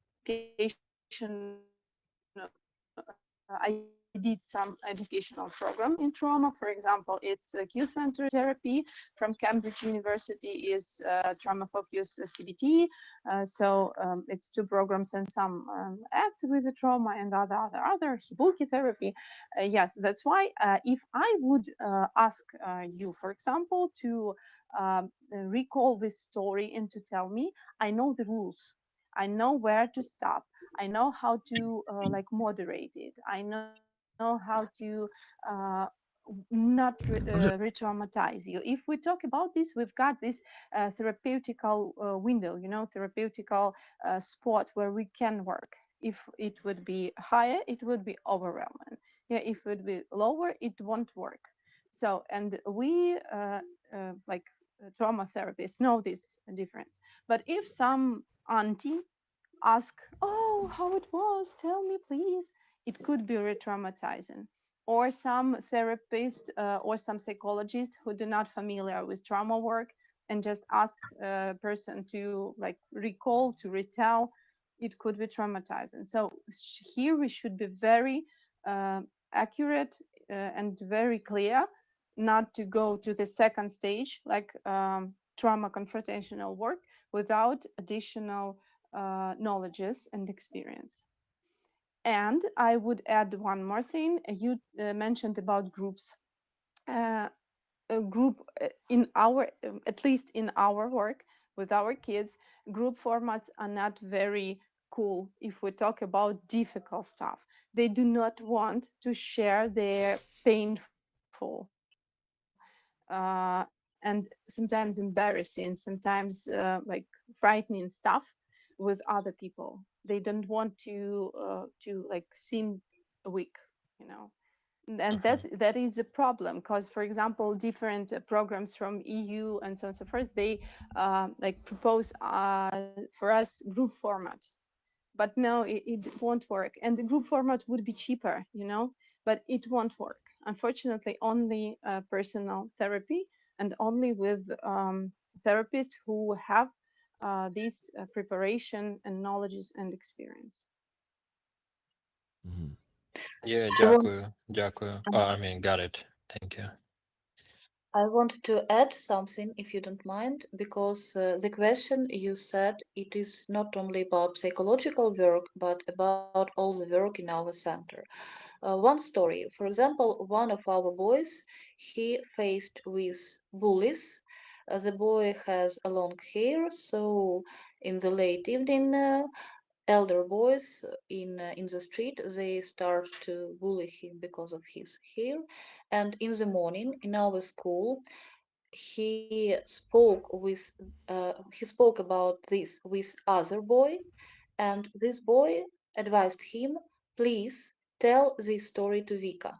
And when he came and tell this story to me, I listened and I say, okay, we need a safe plan for you. If you face these bullies again, first you need to call me. I have a car, so I can take you in every part of the city and carry you to the safe place. So you need a plan. You need to know what to do.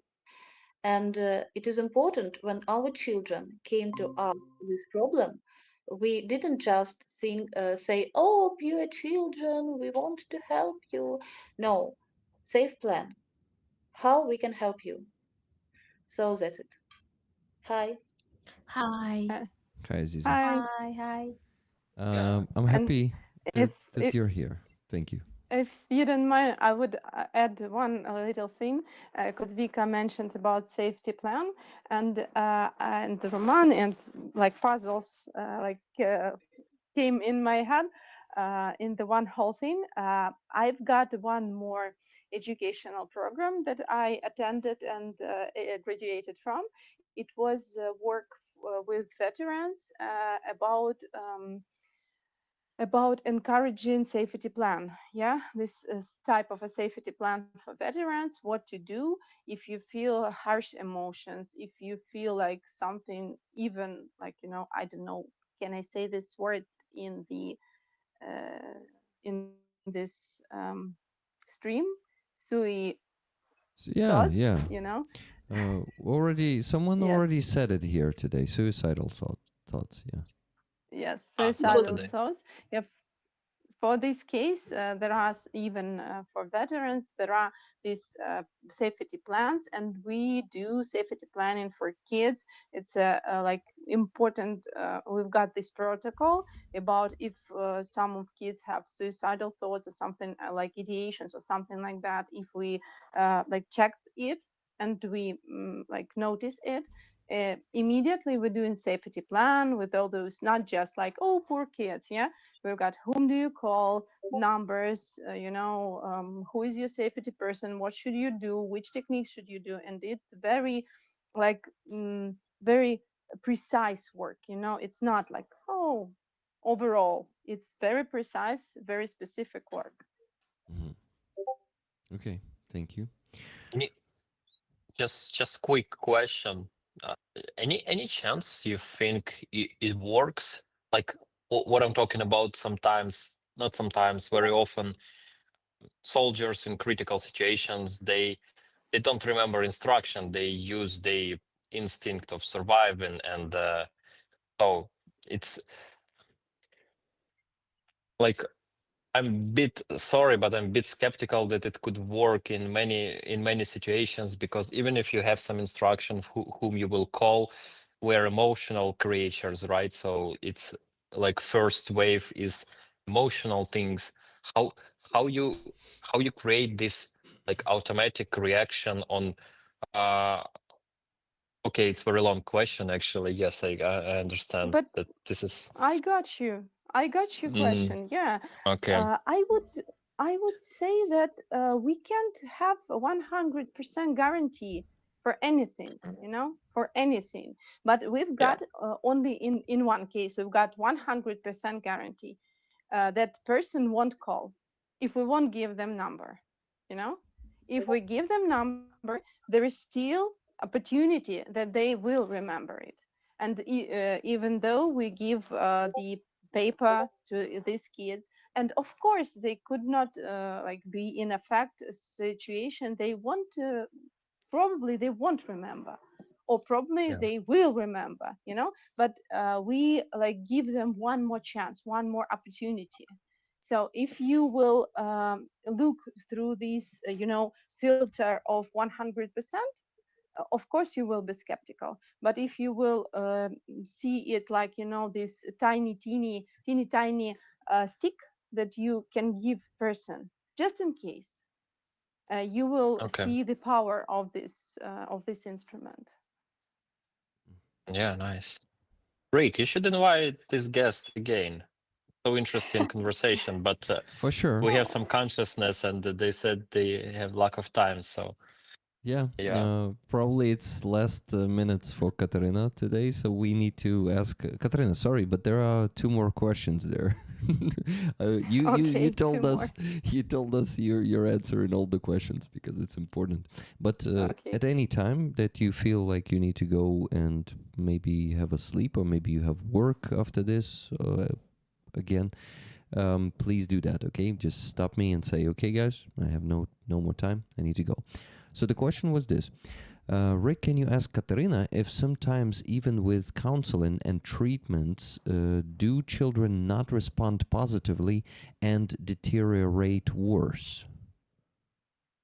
Hmm. Mm, that's Що таке again good deteriorate question. worse? Sorry. А що таке deteriorate worse? What is it? Like like reducing the progress, you Mm-hmm. know. Ah, yeah, gotcha.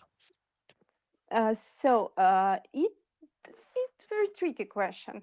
Then again, it depends on timeline. You know, sometimes you like just take it from the timeline and you see this like reducing or deterioration or something like that.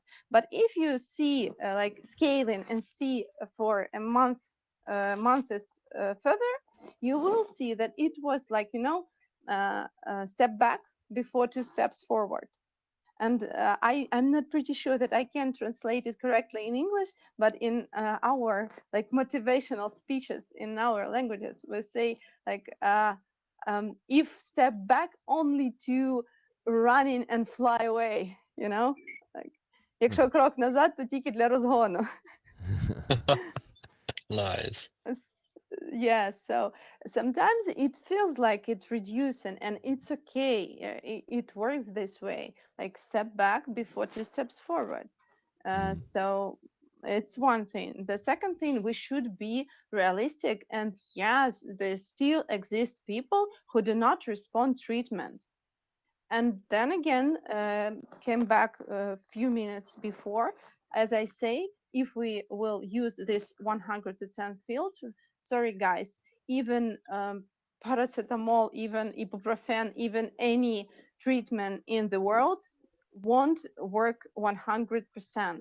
Mm-hmm. Therapy is not uh, exclusion, yeah? uh, Ex- wait. Exception. Exception, sorry. It has Thank you, Rama. exception, right? Mm-hmm. So Not. any It's not treatment has exception. exception.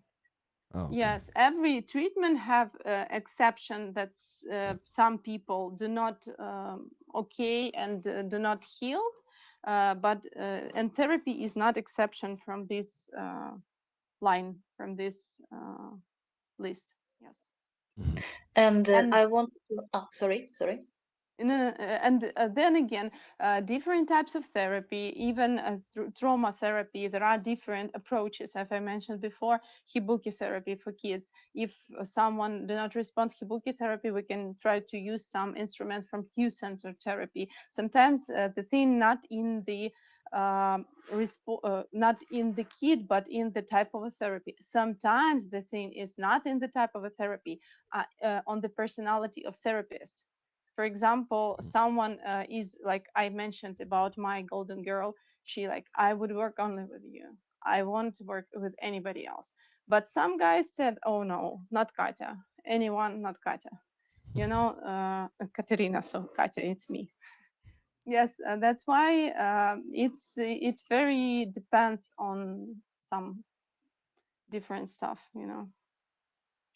And I want to add something about our social work in general, because the psychological work, it is only a part of. And for example, now we have a girl, she's like, I think, 19 years old. We work with this girl for 3 years, maybe. We help her to enter the college. We help her with a flat to stabilize her condition. And it's like waving in her condition, because sometimes it is very good, sometimes it is very bad. Sometimes she told other children some stories about me that I didn't help her, I only do worse. Sometimes she came and hugging me, hi, how are you? And it's okay. She's still with us and she's still alive. It is not a joke. It is a result of our work. She's still alive. no matter any suicide thoughts she had during her life and this period. So yes, not 100%, but it works. Mhm. Thank you. Uh, I see a lot of what?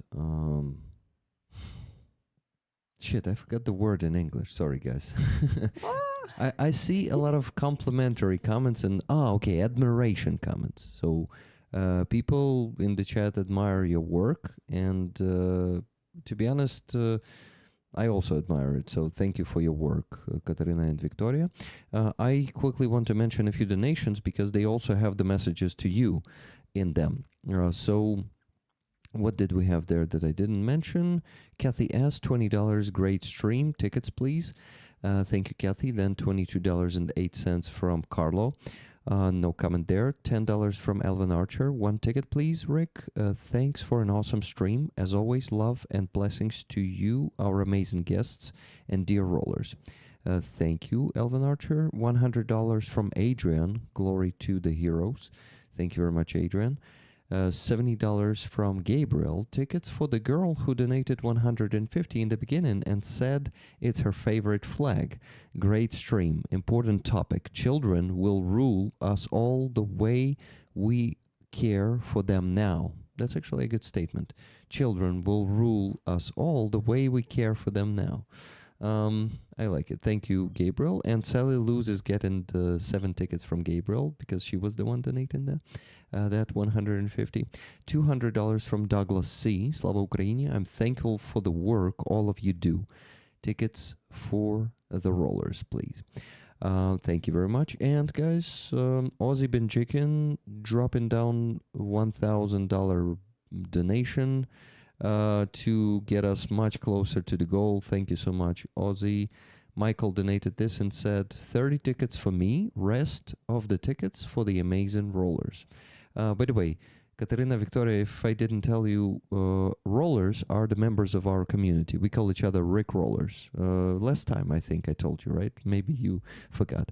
So yeah, thank you so much, Michael, for boosting this fundraiser and getting us much closer to the goal, and everyone who donated today, because without you, it won't be possible. It is a collective effort. $40 donation from RP Martin. Hey, Rick, tickets to rollers. Thanks. Thank you very much, Robert. Okay, Donna just donated 1,000 hryvnias.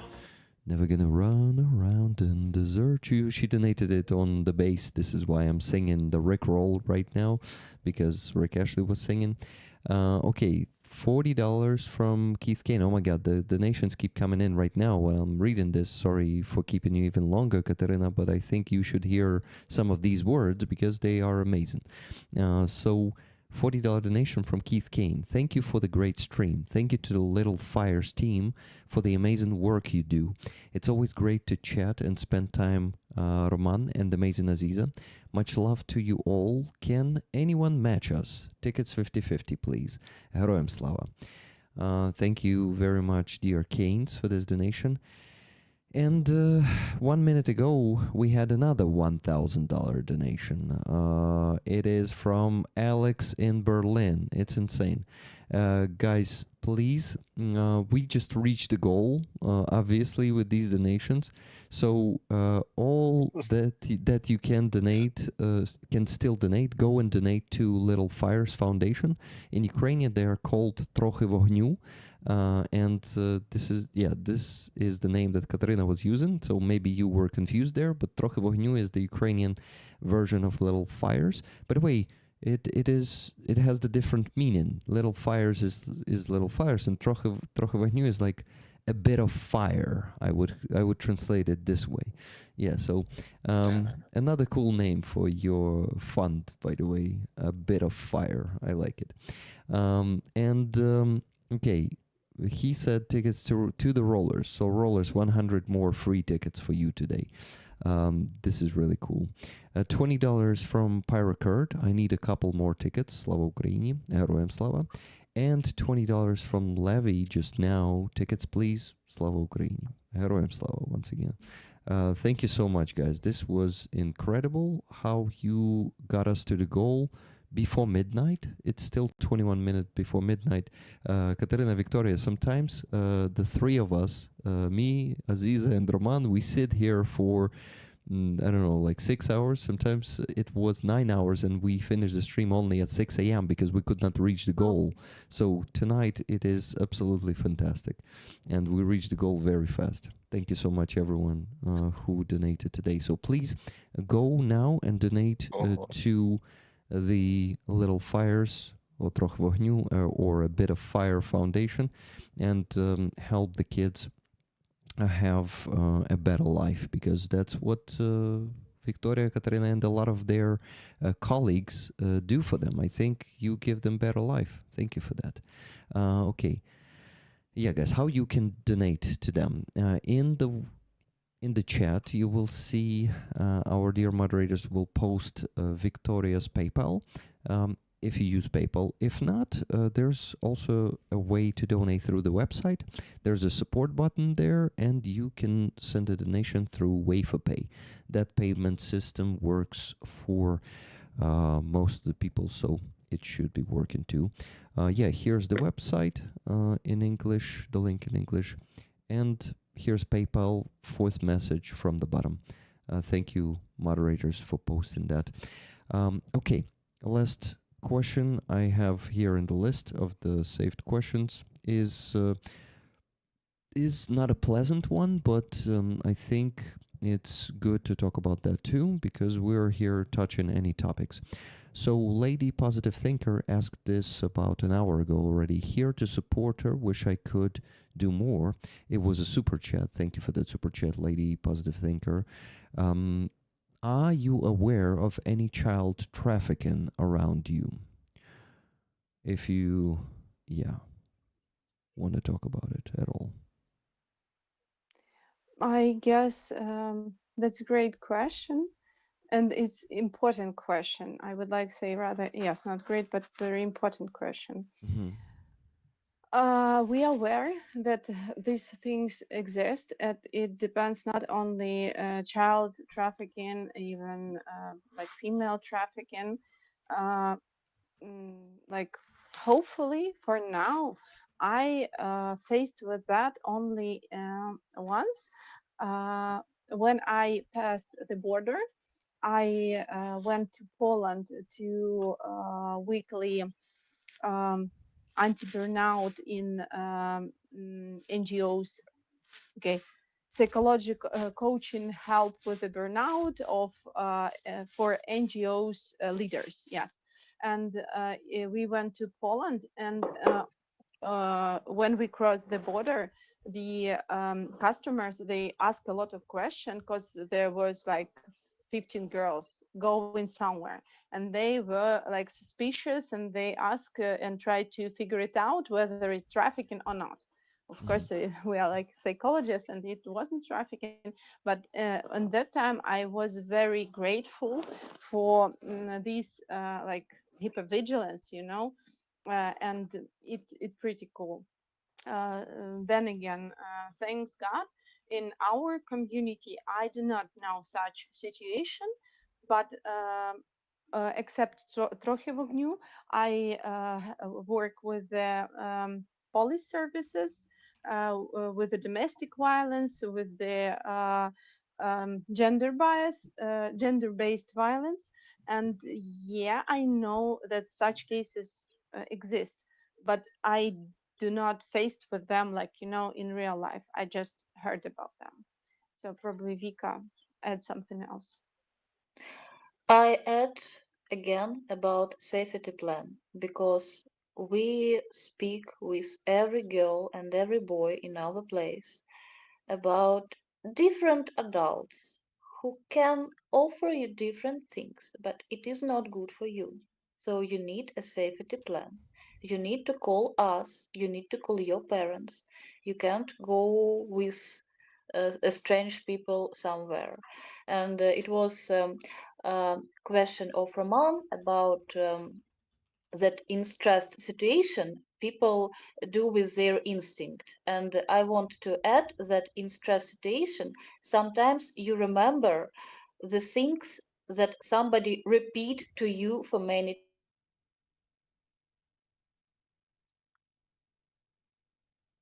Okay, we lost Victoria. Ah, okay. So we repeat Uh, these for many, many times. And last week it was an interesting situation in our place, and I listened some girls. And by the way, some of our children they go abroad with their parents because of a vacation, but we try always to be in contact with them because we know that abroad some things could happen, and it is very good when our psychologists, our teachers are in contact and can advise something to children. And I would add to Victoria's word in this point of view. When we talk about psychological work, it's not just like talking about your problems. Yes, it's safety plans, is training of some skills and so on so forth. And sometimes during our session we discuss and I explain what type of photos you can send, what type of photos you can send, and even I vote for not send any pictures to anybody whom you doesn't know, like this In way, real life. you know. Yeah, in real life, face to face. Yes, because all those stuff. And yeah, we explain sometimes um, how you can like speak about it, what type of words you can say, and all those things. And very important to show them with our example how to build up families and such things. And I would probably be probably you think that I'm a little bit showing off, but um, I've got a family and I'm married. This August would be 20 years. Wow. I'm in marriage. Yes, I've got two kids. And yeah, sometimes when our kids familiar with that, wow, you've got so last long relationship. Wow, you've got two kids.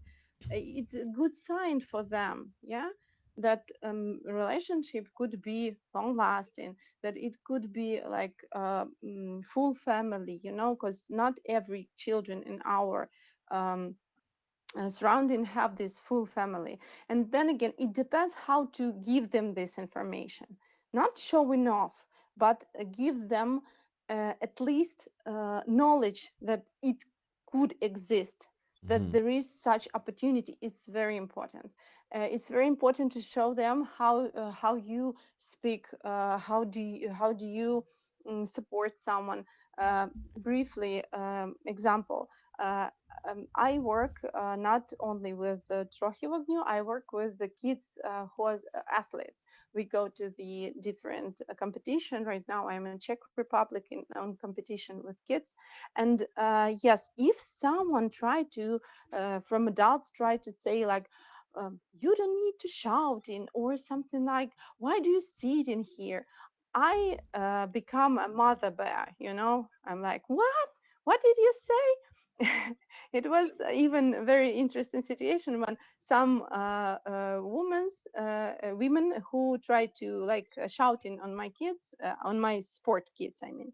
I shouted on her and she said like, you're insane, you need to visit psychologist. I am psychologist, yeah, because and it's very important, sign to kids that I'm adult and I'm on their side. I always believe them. And even if they do not right, I will support, I will protect, and then I will explain why they shouldn't do this way. And if they do not right, they will go and say I'm sorry and something like that. So and in our Trochevo knew the same situation. Yes, not only psychologists but teachers, every adult in our foundation show them the example, like role model. Hmm. And it even much more important sometimes than just talking about your problems. That's why in our case it's not theoretical psychology, it's like very grounded field, like on the field, you know, like we say in полях, yeah. Mhm. Як це? In Like, fields, maybe I think they also yes, in have that fields, term in yes. English. Yeah. Yeah, that's why it's very important, you know. And in trafficking, if you show the example that you do not give someone mm, opportunity to say rude words to you, or like sexualized compliments or something like that, it's a good sign for kids. They see and they like observe and they like reproceed, and then will build up their borders and such things, you know. Mhm. Oh, thank you very much. And Lady Positive Thinker, who asked that question about trafficking, says in the chat, thank you. Child trafficking is so very common here in the USA. I have been investigating trafficking and trying to help educate community to prevent trafficking. I hope that you don't have to experience it. We have, I think in Ukraine, we have criminal elements, definitely, and we have all sorts of crimes, including trafficking. And by the way, there were cases where we had like trafficking of men here in Bucha. I think last year there was a discovery by a police where some, damn, I don't remember who that guy was. He was a businessman or something. Well, businessman. He held workers like in slavery, workers from not Middle East, Среднюю Asia, like Middle Asia. Yeah, Middle Asia, people from Middle Asia. I don't remember the countries, but it was like 12 or 16 people. He held them and made them work for him. So yeah, we have this shit also in Ukraine, of course, but it still feels that it is not as savage that and is not that widespread in some of the countries. Like if we take the wild neighbor of ours, Russia, human trafficking there is something like super common, you know. But in Ukraine, it feels like we have a more like less criminality of that sort. At least that's how I feel it. But I'm not a cop. I don't know the details. I'm not in the SBU, so it can be anything. Okay, I don't think I have more questions, and that is a sign that Katerina can finally go and sleep, because I think Katerina is on the schedule there, right, Katerina? Yeah, yeah. Okay. I'm. Yes, I've got to go tomorrow to Ukraine, so I need to pack my valise. Боже, I'm tired to the evening. Yeah, and I'm learning right now. I'm learning French, and in French, the suitcase is valise, like in Ukrainian. And when I'm very tired, I like mixed all languages, and I need to pack my valise. So, guys, I really appreciate that you call me to this stream. It was really that you invite me to the stream. It was really nice to have those fantastic questions. They are very important. I guess we can like repeat it sometime. Yeah, let's do it. So, and yes, and your Ukrainian is perfect, Rick. You didn't know that I'm from Makivka, Donetsk Oblast, right? Oh no, I don't know. Oh, Yeah. that's great. So your English is much more better Than my than your Ukrainian? Ukrainian. Та ні, моя українська взагалі-то ідеальна, якщо що. Окей, якщо що, то моя українська ідеальна. От тепер вона ідеальна. Вибачте. Okay, yeah, I'm from Makivka, and I lived in occupation for 5 years. Russians occupied my hometown back in 2014. Yeah, so that's a detail I didn't share with you. Katerina, guys, if you remember, Katerina joined us only for like 20 minutes last time. She was next to Victoria, and she just joined her on the same, I don't know, bench or chair. What did you have there to sit on? Oh, Yeah, and this is why Katerina doesn't know that much about me than Victoria does. So now Katerina knows a bit more. That's good, Katerina. Next time, Yes. I hope we'll talk even more. But because Roman definitely has more questions for you, I see that he left a bit frustrated that he did not ask 10 more.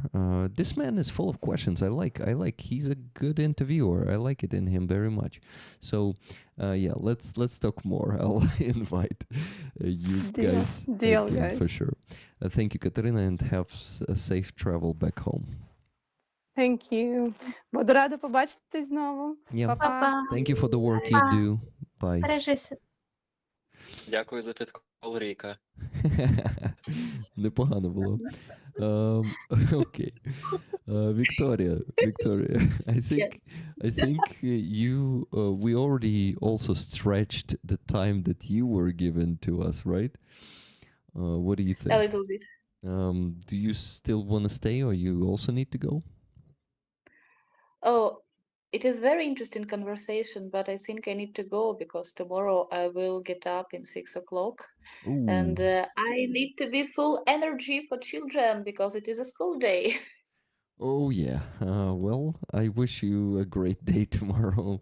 And Thank you. also, yeah, I regret that you didn't speak to Aziza. Aziza, sorry that I did not give you a chance to speak with Oh, Katerina.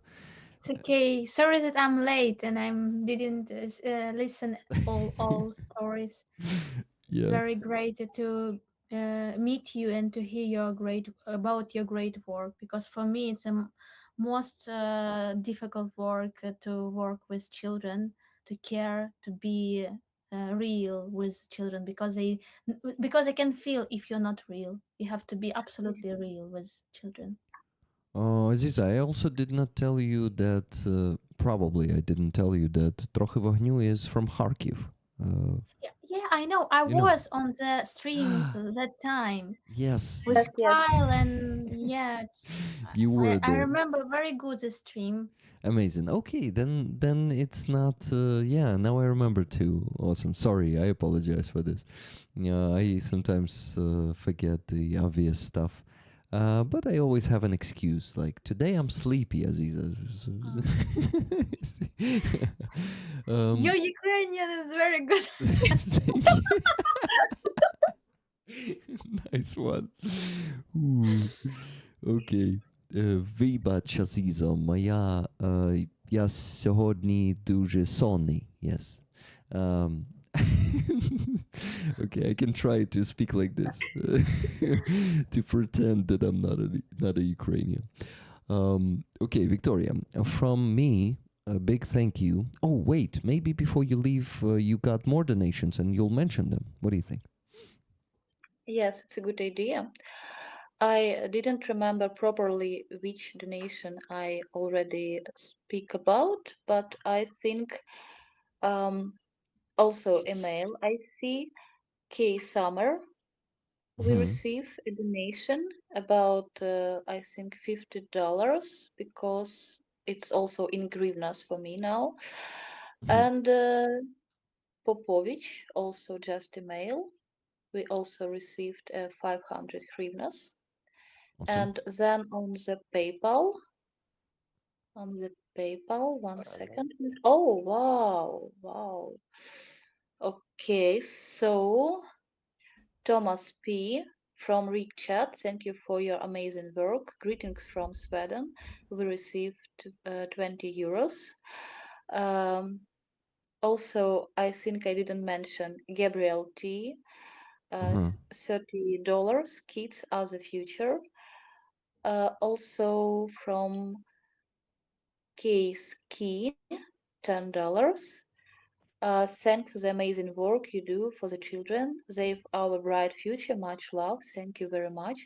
Also, Andreas L. $10. Your kids are the future. And the last one, which came in last minutes, from Michael E. $500.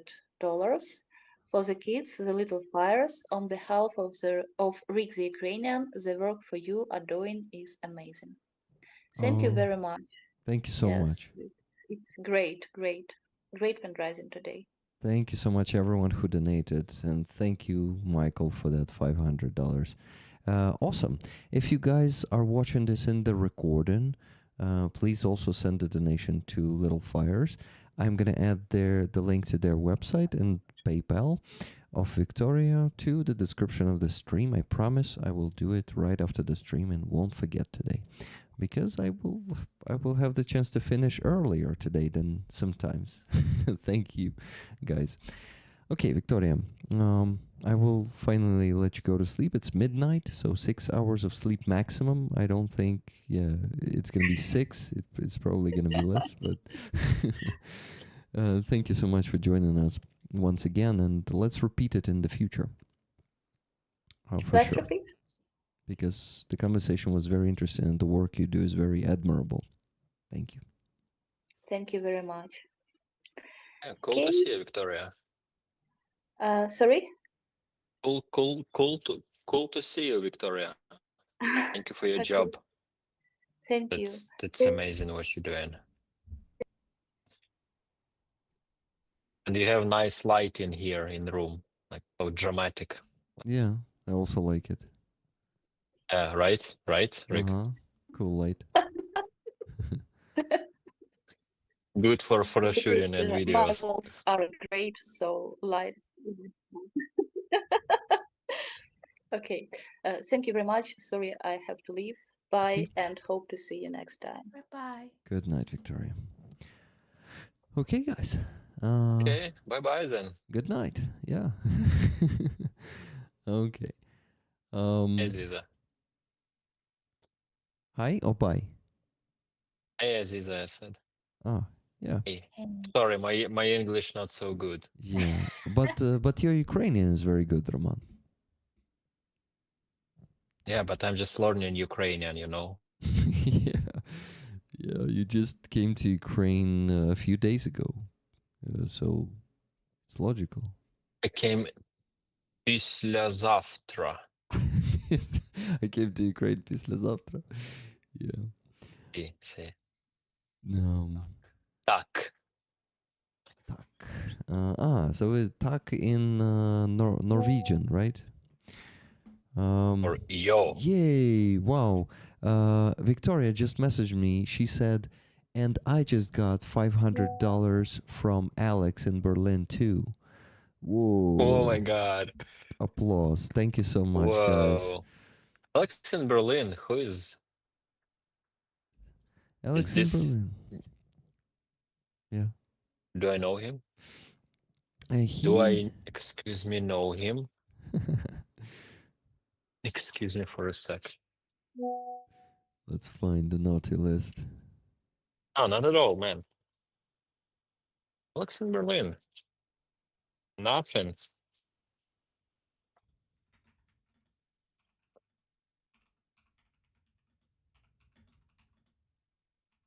Oh, French. Andreas La, Kelvin Archer, Zabinci. No, not at all. No. Alex, Who is you're still not in the list, you see. the Alex? Alex is obviously a big supporter of Ukraine. And what? Alex is planning to visit Ukraine soon too, I guess. So maybe you meet. Oh, wait. Alex, it was a secret? Because Aziza started applauding, so it seems like it's a surprise for her too. No? yeah, I didn't know about this. Actually, I'm also not sure. Maybe I'm just making it up. But Alex said he would like to visit, and He'd like, not sure. he's- Okay, he'd like. He'd like. He'd like to join. Yes, please.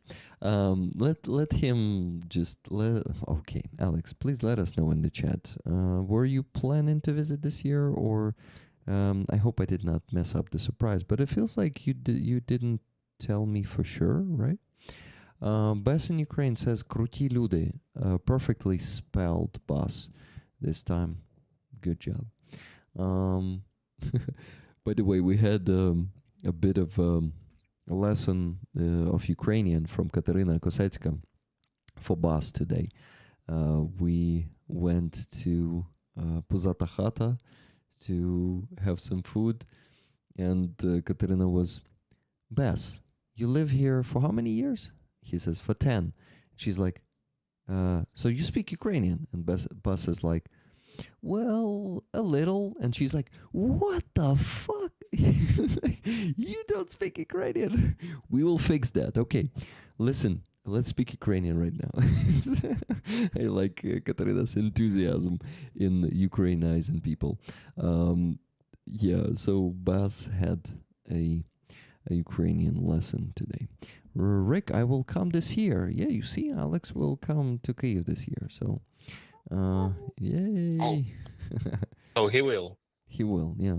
What do? You cross him out or put him in? Never mind. I was like, I'm just minding my business. okay, mind your own business. Yeah. Guys, I finished working on the spreadsheet like half an hour ago, so now it's your turn to just give pluses. You see, Nikki is working hard on giving you the free tickets, but we still have, oh my god, it's more than 100 tickets for you. 102 plus 118 tickets, free tickets left for you guys. So still a lot of work on pluses for you. Then when we finish with it, we just need to do the raffle. Those two donations to Helena and Hostomel Shelter. Helena, Anton, and Hostomel Shelter, yeah. And we can finish the stream then. So let's do it. But I wanted to say what? Something. I lost it. Sorry, guys. I wanted to do this. Okay, Aziza is posting something there. And I was sitting during the conversation and hearing this pudum, pudum, pudum in Discord. And then I go, who does that? Oh, And I go, and it's sorry. Aziza. It's okay, Aziza. It's totally fine. Just, okay, damn it. There was something I needed to say. The goal of the gifted memberships, guys.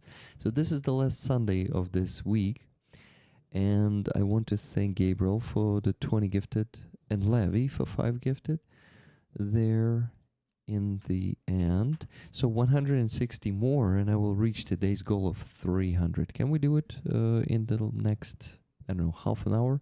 Because that's the time I would like to spend on the stream and go to bed after. So if we can reach that goal of gifted memberships, I would really appreciate it. Thank you. Roman, is there a shop? Dana asks. What do you mean by is there a shop? Which shop, Dana? Coffee shop streams. She asked about coffee shop streams, probably. I don't think so. Is there a shop? In Чи it? є там магазин? Not in it. Just In is it? there a shop? In it. It's like, isn't it? Okay, got it. Okay, that British accent. British words. Okay, Aziza. I didn't let you speak at all. Tell us, how you doing? How were your last few days? Because we spent most of the week with you. I know most of the stuff that was happening in your life this week. So what about the last few days? The rallies, yeah. I shut up. Last few days were very stressful in Odessa because Russians shelled us constant time, and constant time there is an alarm, there is uh, constant danger, and no, I don't know why they choose exactly our direction where I live, especially. And so we had a little bit problem with electricity, with water again, and but still we have continued to go to the rally to do our work. So it's like I told Ashiks and rollers that it's like probably my problem, because nobody from normal life will be not ready to do it, but it's like normal life in Ukraine, in general, in this region too. So I was on the rallies yesterday and today.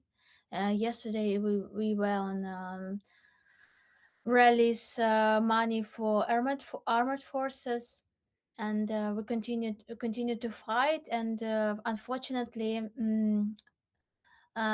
things are not good in Odessa region, because this is new військовий голова, як це правильно сказати, head of Of the military military administration. administration. There is a such so that exactly the power gave him this opportunity to lead in the Odessa region, because he can cover all the corruption in this region, and all this team of Trohanov like still exist and still work, and we continue to fight, and we continue to hope that we can change this. Yeah, and like also when I was in Kiev, it was really against the destruction of a historical building in Odessa. um, and yeah, because in the time of the Russian shellings, somebody began to destroy the historical building, like in the shadow, in the night, and it's because they want to use it for over reason. And on another days,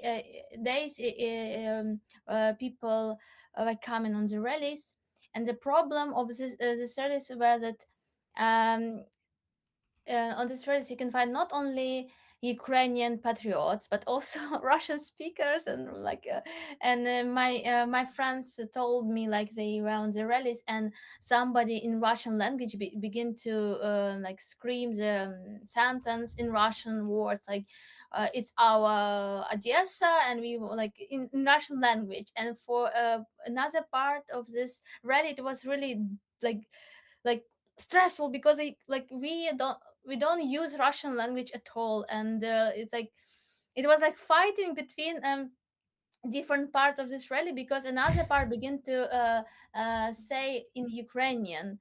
And I saw a lot of posts after this rally that, for example, one historical uh, professor, he said, never unite with vatniks. So you cannot, like, there is such so that we cannot unite with vatniks, because um, they use it in oven. They, for example, they like Pushkin, and they want to defend, for example, this building. And we have different values. We have different views of our future. So it's like interesting, to feel it, like if we have to unite, or we really can't do it, because we have different vision. Because these people who are speaking in Russian, probably they don't, they want to live with Pushkin together, with this monument. And yeah, it was interesting, but I wasn't on this rally, because I was exactly in this time in Kiev. So, and today was a rally, Azov rally, um, and it was really powerful, but not a lot of people. Mhm. And I'm always not happy, but I'm always feel myself very good uh, with these people. With It's like, for me it's a safe place, even when I'm feeling another people who are very indifferent, when that walking through the Deribasivska street, or like doing own life without interest for the rally. But in general, I like these moments, and I really feel myself good with these people. And today I also had photo, how to say, photo session. Yeah, for the session, Photo session for the was shoot. Mm-hmm. after the rally was one great woman. She's Bulgarian. I met her a long time ago on the Azov rallies, but today I begin to knew a lot of new things about her. So she's from Bulgarian, from the Bessarabia. You know that in Odessa region there is a part or very special part, Bessarabia. In Bessarabia you can find different nations. So it's Bulgarian, Gagauz, Moldovan, even um, Albanian, and they live together in one like one part of Odessa region, and this is like part of this region is very Russophiled. So they are um, Russified Russified without because L. Yeah, there should be because no of L. Sorry. different historical details. For example, Bulgarian were running from the genocide of Romanian, like she said, and Turkish people, and they begin to live in this region, and like Russian Empire helps them to save them life, and that is why like they have some so they're a little bit tolerant to Russian culture. And she said that they are speaking in Russian most of all. And maybe I told you, I don't remember, that my friend made exhibition in Bulgarian cultural center. No, I didn't tell you. No. And I visited this like cultural center. It's like big house buildings in the center of the Odessa, and very Soviet old like museum, when you can feel not real time, not modern time, but something from the past. And the lead of this museum also a little bit like from the past, and he's speaking in Russian, and he's a little bit chauvinistic to Crimean Tatars, because he tried to called me Tatar and my nation Tatar, and we had this like we had quarrel. Ми посварились, як сказати. You had a fight with him? Yeah, really, I had a fight with him because I was silent many times. First time, second time, third time, and then I was and I begin to like my friend artist. She was like scared because I began to scream. He was very old, and after this I was like, oh my god, I was ashamed why I did this. He is a very old person. Why I had to be calm, but it So was you like had to be respectful to an old chauvinist, you think, like or an old vatnik? I think being like respectful he's to old old. vatniks Nothing can is. change him, you know. Like if you even will tell him all this stuff, he will never change his mind. He just tried to push this idea that we are not Crimean Tatars, but we are Tatars, and we are common with Uh-huh. Tatars from Tatarstan, from this Russian region. And that, and when I said that, did you think that? Do you think that you know better my nation than me? He said, 100% the science knows your nation better than you. Science. Science, Mm-hmm. sorry. Uh, And yeah, and I was really very nervous. And then I was like always, and it was a little bit also like harassment, because he tried to touch me like something like, Whoa. oh, don't like be calm, like, and I don't touch me, please. Wow. It So is. it was really interesting. And I told you, Rick, about this, you know. After this time I was like inside of this Russian culture in Odessa region, in Odessa, when you find old artists and this world, old professional artists, very um how to say educated.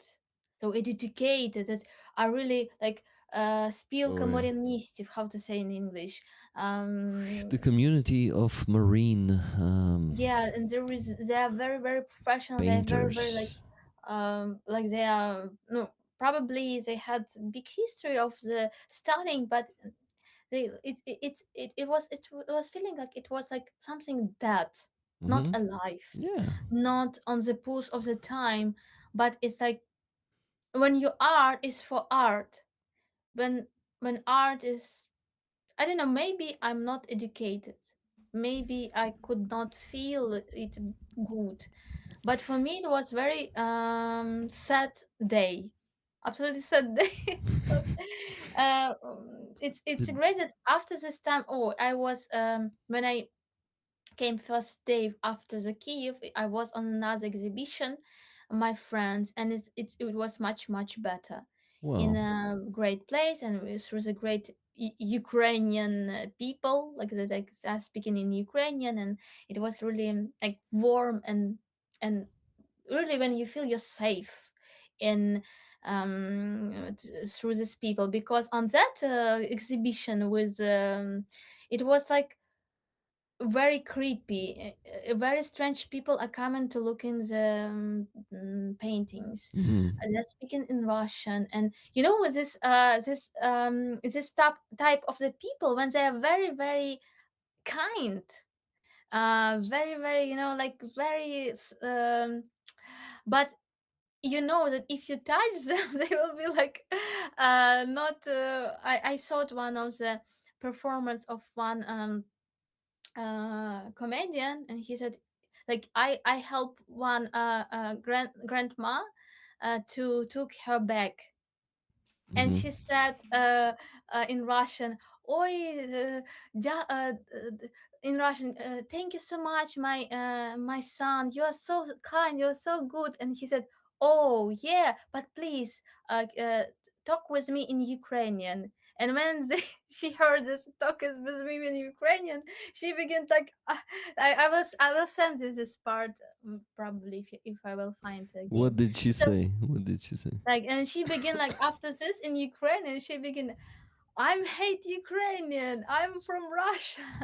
I begin to work here and help Ukrainian to be great, to like push the economy, and like and it was a feeling that you around such people very, Hmm. it's very danger, and you like in the mad world, everybody are mad, and you just could not like feel yourself like you are normal, but you feel like you begin to be crazy in this moments.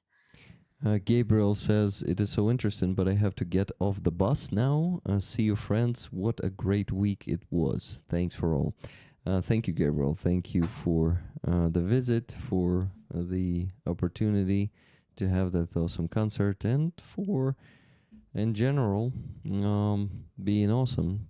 Okay, guys, I see you working on plus pluses. Keep working on it. Thank you, Nikki, for putting them in. And also, guys, we need only 90 more gifted memberships to reach the goal of 300. Can we do it in the next few minutes? If it's possible, this would be awesome. If I think it will be possible. Just remember a few last weeks, right? Roman, I just realized that I also did not ask you anything today. And how was your week? What happened in your life in this week?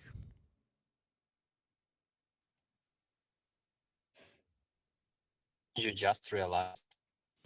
No, I realized earlier, but I just said that. Yeah, that I realized. How do you like that? What's the difference? Well, you can realize earlier, but say it then. But what about answering my question? Or you want to ask your question instead of answering it? Thank you, Pyrocurt, Indeed. for 10 gifted. A Well, what what? question? So the question is, how was your week? Was Oh, I there? remember. Was there anything interesting that you want to tell us about No, that not you at did? all. Not fighting with all Vatniks or something like that. I uh, can't. I can't compete with this story yeah, these are because stories. I heard about some accident. Then one old Vatnik was eliminated. So good job. Good job. Was it in Odessa? Just wanna say thank you for elimination. Aziza, I Was hope that was amazing. I hope you made a good Vatnik, though I doubt it. Okay. Um, so Roman, guys, doesn't want to share how his week went. Maybe he had something interesting. He wants to remain mysterious, obviously, right now. Okay, Roman. Is Roman fundraiser finished or still going on? Yeah, let's talk about that, Roman. What about the video you had in your Patreon? You may be mysterious about it, but should we be already talking about this future project? Let's call it a project. Well, actually, already ongoing project, but we're gonna be giving the rollers a chance to get something, right? You're gonna be given. But Carlito, Carlito, nice. Carlito asked Roman fundraiser finish or still going on. It's about it's about this big fundraising, which it's still going on Mm-hmm. for for regiment 600,000. of men. 600,000 hryvnias, which is Yeah, just like yeah, it's still going on. In Instagram, everything very slow. There are a lot of views there, but they're very a lot of views, a lot of comments, and yeah, that's all. so Roman. No spoilers for now about the thing that you're making. Oh, no, we can split some information actually. Why not? Yeah, I let's. believe you like rumors. Rollers like rumors. Do we, Yeah. guys? I think you do. So Roman, spill it. Come on, tell us what you're doing there. Oh, it's kinda soon gonna be nothing else left but to auction one of bloody painting because like there is no other option to finish this very long fundraising for what? Oh, I'm start talking like Rick. What? For what? Yes. Oh my God. What? It's Rick's disease here. Yeah, for what? Yeah, guys, please keep on talking. I need to get back to the spreadsheet plus. Yes, super chat, super channel, super rollers, devs. you Yeah, should have a guy like this to do this job, okay? So that's that's me. that's good. Yeah, so and of course Rick keep on pushing as well, but to be honest, let's face it, it's been long time that I denied to auction any of painting because this painting creates from word pain, teen, the play of words. Painting. Yeah, Yeah, indeed. Your paintings are indeed pain things. You're right. I yeah, but it's just on Patreon. It's actually in free section. I just filmed the process of painting the bloody paint, and gonna be auction soon, I believe. But I'm not finished because it was on process, and Aziza could understand it more than others. That when you think that you finish and some things happened in your life, and you decide, "Wow, what the hell? It's not finished at all. It's not even closed." Yeah, because like mm, Okay, yeah, in next week it's gonna be finally funeral of one of my best combat brother. His body was returned to Ukraine in 4 or 5 months of negotiating. And yeah, I totally decide like, what the hell am I doing with this painting? It should be absolutely opposite, and it slows down the process. But like, we I could I must finish it because we need with this help to raise more money for soldiers and to avoid more death in our army. So everything is so connected. We don't have enough time to just grieve or just being sad because like it couldn't help anyone. But yeah, what can I say? What can I say?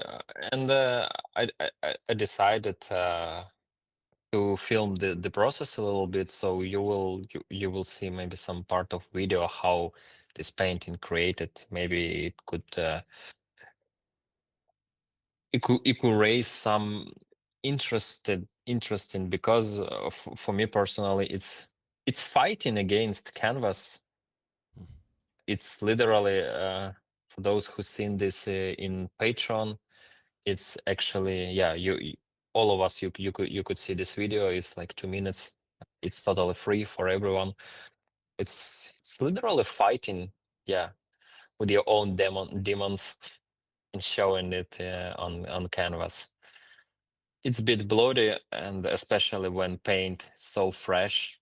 Uh, yeah, so if you're in bad mood or in not stable mood, it's totally not for you.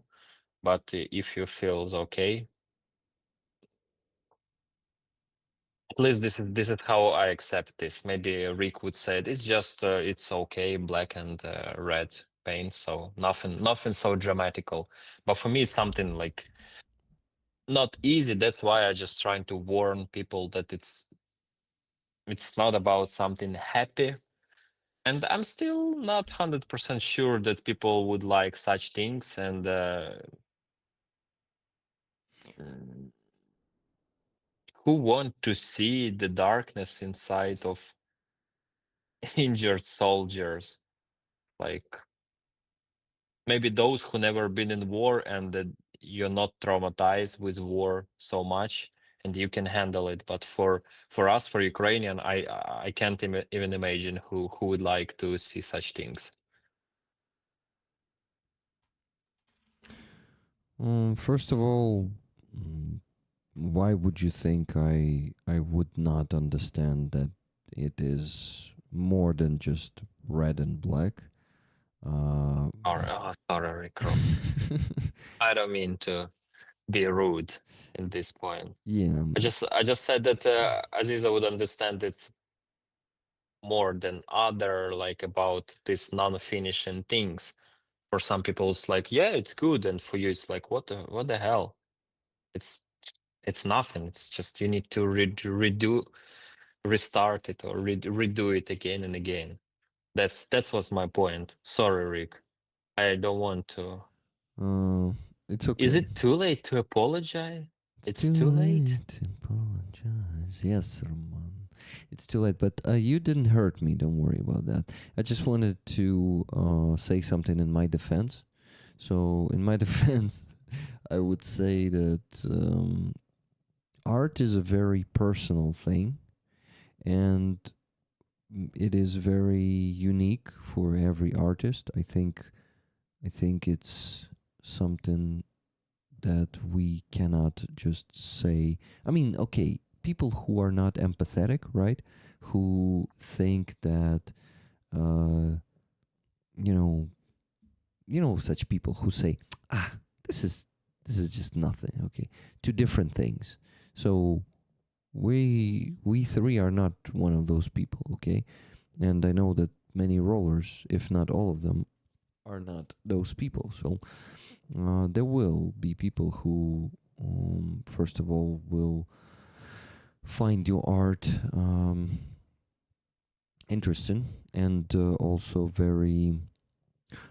You say this, right? Like, how can people find this interesting? And it's not only about Ukrainians or not Ukrainians, people who haven't been to war. I think it comes to empathy. If people can appreciate the feelings that you expressed in the painting, they will want that. But the problem is for the paintings. And believe me, Roman, the price of your painting will go up pretty fast, especially considering it's the first painting that you're putting on the auction. That's the problem. Not everyone will be able to get it eventually, the painting, since there's gonna be a competition for it. So, yeah, Roman says, and Rick's keep pushing. Rick is pushing him like once per half a year, guys. It's like not really pushing, you know? Pushing. Like I once per half a year I say, okay, Roman, so you ready? And he's like, well, come on, no pressure. What the hell? It's like I'm saying it every week or something, you know, guys. But yeah, this time the all money will go to Roman's fundraiser. So Roman needs to close that one as fast as fucking possible. So let's help him with that. Here's a teaser for you guys. You can go to his Patreon. By the way, dear moderators, did you post Roman's Patreon? Yeah, you did. Thank you. So Carlita posted it a few messages ago. Go check it out. The video is free there. It is for everyone. And if you want to support Roman, please subscribe to his Patreon. As I did. I can brag that I'm a subscriber on Roman's Patreon. Yeah, I can. So please go support Roman on Patreon and check the video of the painting. But Roman said that he needs to redo the painting, right, Roman? Not redo, but just accomplished it. Mm-hmm. So I put more red painting, but it's just not look as perfect as it should be. Like, if word perfect is okay for this situation, yeah. Yeah, but I need to finish it soon. Maybe just a few days. I just need to get myself together and finish it, because like no time for waiting. And we also will give some time for people, right, for this auction. Mm-hmm. We agreed. Not gonna be one day auctions. Yeah, we agreed for a few weeks. So guys, there's gonna be time to place some bids and new bids. You can see on the screen how Nikki is working on the spreadsheet. So you see that only about 11 tickets left to be given to you guys. Oh, actually 10. Yeah, 10 tickets. And we can do the raffle of the flag that is hanging here, the flag of the 93rd Brigade. A truly one of the best flags out there, definitely. The unit flags, I mean. But you have the chance, basically like last couple of minutes, to buy more tickets for the flag. Of course, we reached the goal. By the way, guys, I calculated how much we raised today, so it's $3,333.23. What? Yeah. We crossed the goal back then when we got a set of donations. Among them, there were two donations of 1,000. One from Michael, the second one from Alex. So that was the point where we crossed the goal, reached the goal, and crossed it. It's 3,333. Yeah, 4 threes. And if someone donates 10 more cents, it's gonna be even 6 3. Wait, Yeah, so it's magical. it is. Congrats on reaching the goal so quickly. Thank you, Anastasia. Yeah, yes, you see, we reached it at, oh, actually 1 hour ago. It happened already 1 hour ago. Time flies. So this stream is going for 3 hours and 15 minutes, and we have the chance to make it one of the shortest streams on Sunday lately. How do you like that? Yeah, pretty good. Roman. I don't believe in this. Roman, do you believe in this? Mm, I think I don't believe. Okay, I think I also don't believe. Guys, my last request for you, 70 gifted memberships left to reach that goal. And I'm not going to be extending the stream to reach that goal. So please buy that 17 now and let's reach the goal. Thank you. By the way, I need to thank all of you who bought the last like 70 of them, or maybe even 90. Yeah, 90. Robert Johnsar 50, Martin UK 10, Elvin Archer 5, you know they exist 5, Pyrocurt 10, and Just Jimmy 10. Thank you so much, guys, for this support. Okay, all the tickets are being given. I mean, the free tickets, all the tickets have been bought. So, my friends, I ask you to what? To behold, because we're going to be doing the raffle. Thank you, Elvin Archer, for 5 gifted. 65 left, guys. Thank you very much. Okay. Yeah, I'm gonna set up the raffle. 592. Oh, let me check Donatello first, real quick. Maybe we had some donation there. It has no notification, so we could have missed that easily. Robert Johnsar, thank you very much for 20 gifted memberships. That is only 45 left. Awesome. Okay, I'm looking at Donatello. Nope, we did not have donations there. Okay. Less work for me. I've put Donna's donation into the spreadsheet too. Thank you, Donna, once again. Thank you, Bess in Ukraine, for donating. Sorry, in Mykolaiv, right? In Ukraine this time. For donating 2 times 444 hryvnias on the base.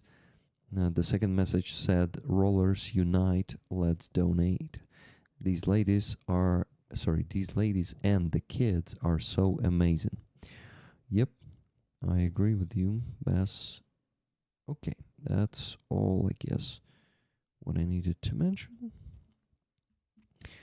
Now I need to go and... okay, last thing to do is this. I need to see if I did not forget to give anyone tickets or tickets to anyone. By the way, I wonder, maybe my notifications broke, or did we not really have any donations in the last hour? Yeah, we did not. When we reached the goal, you guys decided to not donate, and it's understandable. You could stop easily. Okay, so 45. Thank you very much, Terence Salva, for 20 gifted memberships. And that is 25 left to get, and that's it. And I shut up about the gifted memberships. But I was counting. Okay, guys, so I need extra 2 minutes. If you have anything on your mind that you wanted to say, Roman, Aziza, feel free to, okay?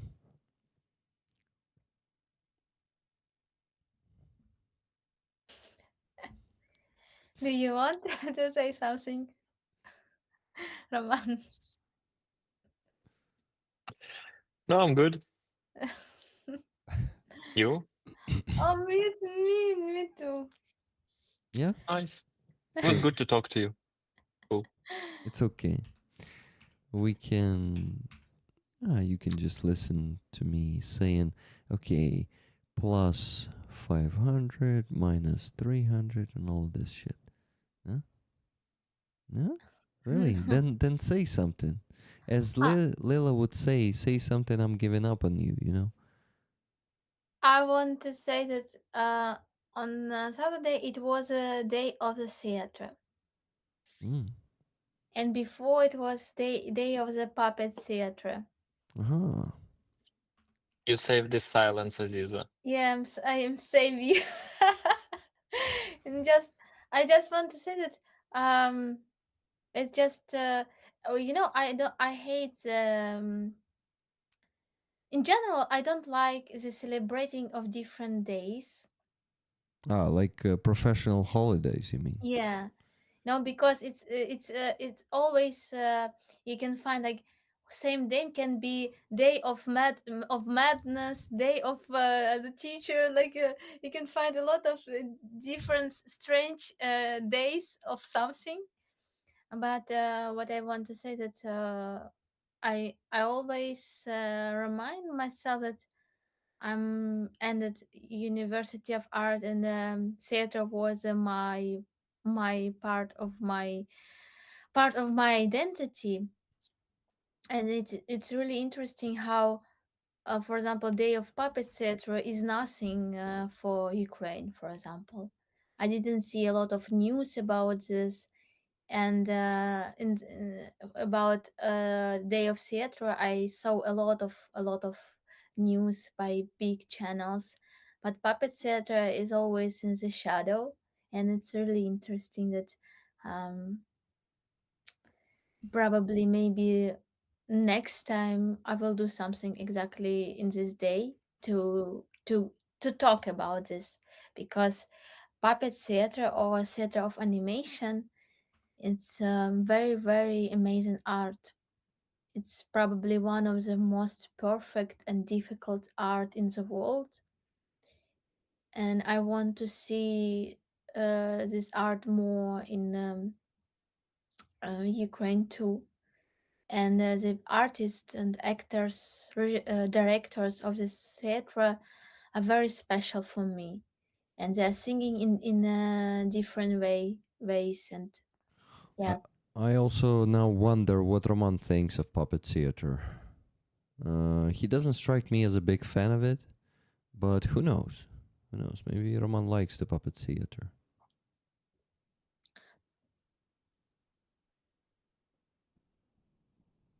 Probably he doesn't know about puppet theater. Maybe Look at him. no, in a good way, because majority of people singing about puppet theater something stupid and something small, like like puppet theater. I like making some fairy tales for the children, Mhm. or like because but like, and it's not Arman, it's not against you, it's just against the system that taught people to think in this way. And when even when Rick said puppet theater in his through his voice, it sounds like something not like, probably Rick also doesn't know a lot of puppet theater. To be honest, you're right, Aziza, and I just what? I also don't know much about it. I also know this part of it. So like as you say, um, some fairy tale for children, right? Mm-hmm. But I assume it's more than that. So Yeah, I yeah. just try to be respectful to anything, even if I don't know about this stuff. It doesn't mean it is the thing I think about it, right? And I see we won't get an answer from Roman. Probably. By the way, awesome flag, Roman. I noticed it but didn't mention it. Did you get it there? In UK? Where? In puppet cinema? In puppet Cinema? theater? Oh, he invented. Aziza, is there a thing like puppet cinema? or was Yeah. it Roman's invention just now? Puppet We cinema. used Puppet we cinema. used to do such festivals, puppet cinema, easily Ah, 2 yeah. times per week. Well, probably puppet cinema is like animation cinema, cinema of Yeah. animated theater.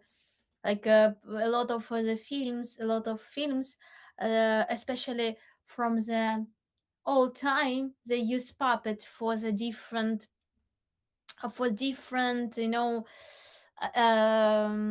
effect, for example, they use in the horror films, they use a puppet, they use this cinematic puppet Mm-hmm. that can move. And for me, such world always very realistic, and such horror films are very very like great, not like through the, so they created really real world in such creatures, with such creatures.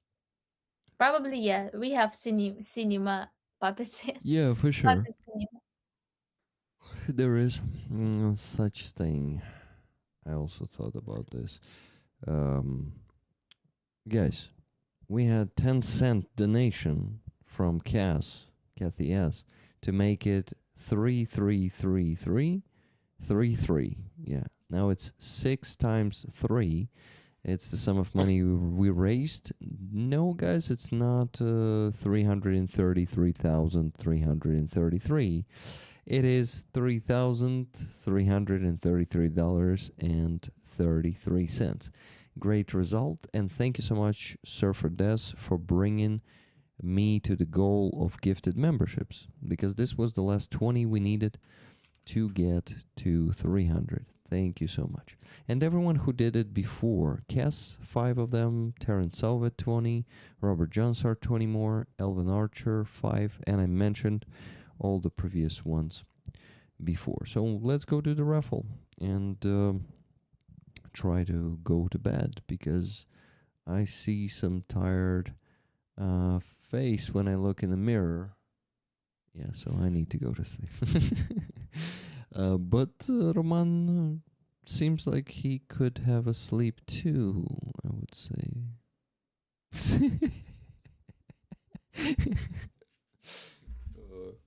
It's one of those streams where Roman is talking nonstop, and I'm just trying to do something to interrupt him, but it doesn't work. You see, guys. Sorry, Roman. Always interrupting and pushing Yeah. 2 times per year. That's crazy. Really crazy. 2 times per year. Nice. He accept. He did not accept no for their answer. Mm, You Yeah. all look wonderful. LOL. Seriously. Yeah, Roman. Shh. Alex Monster said that. Alex Monster wants to be on your list, Roman. Open up your book. No? Okay, sorry. I'm not telling you what to do, okay? I'm not. I'm just like, shut up. Okay, Roman. Let's get down to business, bro. Shall Yeah, we? yeah. If we okay, let's do it. Let's do it. Yeah, because I actually checked, I've given everyone the tickets, so it works fine. 592 tickets, guys. 592. You don't see it on the screen because I need to make it smaller. As probably you should want to respond to who? Server Des. Surfer Des. Sure for this. What's better, memberships or super chats? It's the same. Basically, on YouTube, it's the same. You can do both. Super chats, I think, are more reliable, since gifted memberships sometimes don't work and super chats work all the time. Okay, I'm spinning the wheel in 3, 2, 1, and we're gonna see the winner of the flag. The wheel is spinning. Let's see who gets the flag of the 93rd Brigade, signed by the soldiers of the 7th Mechanized Company. And the winning number is 58. Let's go see who that is. Number number 58. I think this is the first day. Oh no, it was on Wednesday, number 58. Whoa, that's Alex. Ha, almost Alex in Berlin. It's Average Ogre. Almost. Almost, because it was Alex, Alex, Alex, and the last Alex's number was 57, and number 58 was already Average Ogre. So I thought it's going to be Alex. But Average Ogre won this fantastic flag. I wonder if Average Ogre is watching right now, because wait, I don't think I've seen Average Ogre. Oh, I did. He's in his cave, probably Probably. making fire or whatever which ogre doing in I the caves. yeah, and remember What they used to do it. remember ever like Shrek was using that stick to clean his ears. Yeah. He was an ogre, So he right? probably lost this moment. Yeah, probably he lost it. Average Ogre, congratulations anyway. See you. Guys, when you see Average Ogre in the chat, if I miss him. Do not approach. They are dangerous, yeah. Average Ogres are dangerous. So Average Ogre is, yeah, tell him that he's a winner of this flag, please. And also, if you meet Superman, remember Superman, who won the patch of 91st Brigade, hasn't been showing up here for like a month already. So we need to inform him. I messaged him on PayPal, but he did not respond. So I need you guys to catch him on the stream. So 2 people. Average Ogre, this is going to be easy. Average Ogre is a regular. Superman was, he appeared for 1 or 2 weeks and then disappeared. So if you see Superman again, please let him know, because at some point I will have to re-raffle that patch among the people from that week. So yeah, this is why. If he wants to get it, we need to catch him in the next few weeks. I will go make those 2 donations real quick. And Roman, please tell us about the flag behind you, because I assume you brought it from UK. Was it a gift? Hey, nice observation, Watson. Nice observation. I'm not like trying to pretend that I am Watson or Sherlock Holmes. This was Captain Obvious. Yes, Roman, it was Captain Obvious. So please tell us about the flag, okay? This is the flag. Who signed it? People. Volunteers from UK and the Ukrainians and the British volunteers. Not only British, many foreigners actually. It's very big flag. It's huge. I show only less than half of it. Hmm. And it's totally full with signing. Wow. And yeah, actually, it was on this meeting with while we screening the film, and we're talking with Jonathan Mm-hmm. from Silicon Valley, Silicon Curtains, and it's a big honor because I'm so appreciated. So many people leave they sign on this flag. Always so amazing. Jonathan's idea was to raffle this flag. Hmm. And what do you think? I disagree. You want to keep it? Yes, I just decide to keep it, at least for now. Maybe later. Maybe if we will need something to raise in funds, of course I will send it to raffle. But not for now.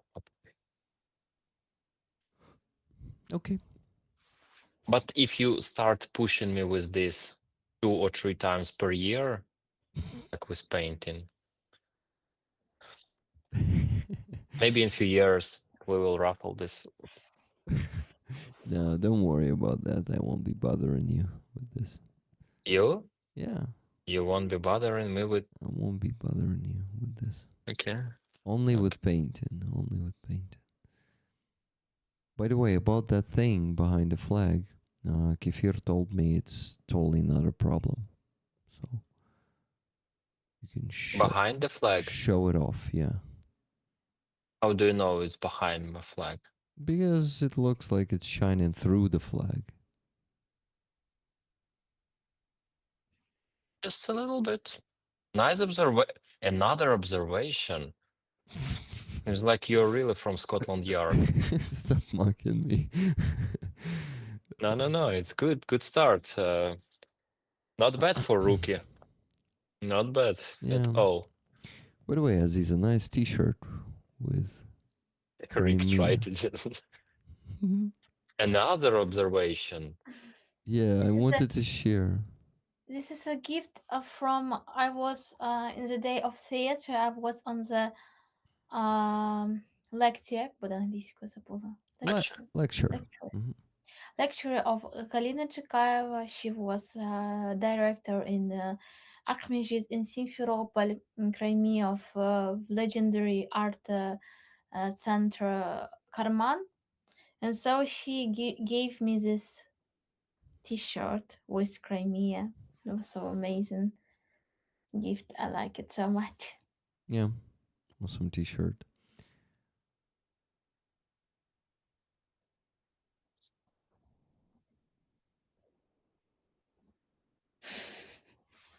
Rick tried to notice something else, or what?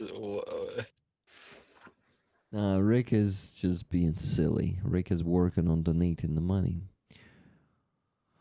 Okay. Okay. No, it's like, hello. No, hi. That's Ross. Ross from Friends. Yeah. Hi. Yeah. Okay, 20 USD to Anton. Anton the Antonov dog. That's a donation to Hostel Shelter. Rollers, tell me where all of you, because it's been like 12 empty stream day, even though it was the stream, the quickest stream, but empty. Who is absent today? Like it always was like 49 people, 52, 55. Sometimes, God forgive me, 60 people. Like while recalculating, where were you? Like it just like what happened today? Well, it's not only today. Last week it was 70 though. Yeah, a bit more people. Yeah, You're right. You're right. just give me no, really, just give me an answer, please. Lurking into darkness. Yeah.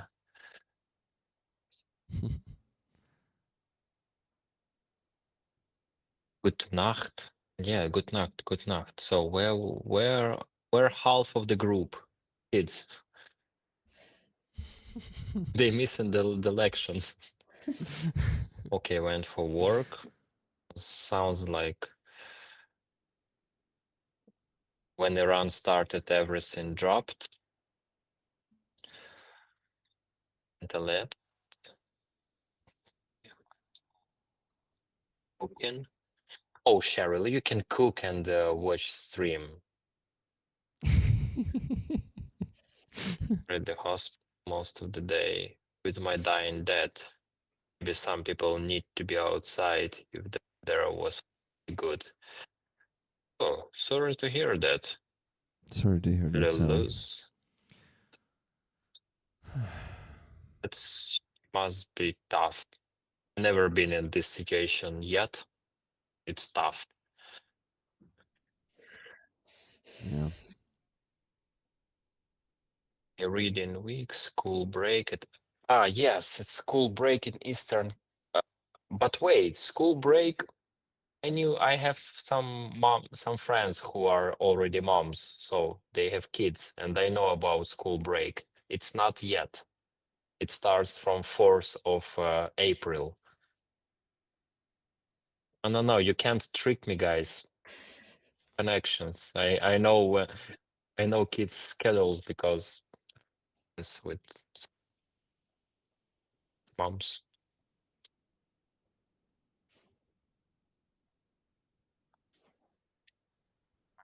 Technically, I was listening while walking. Okay, I'm so sorry.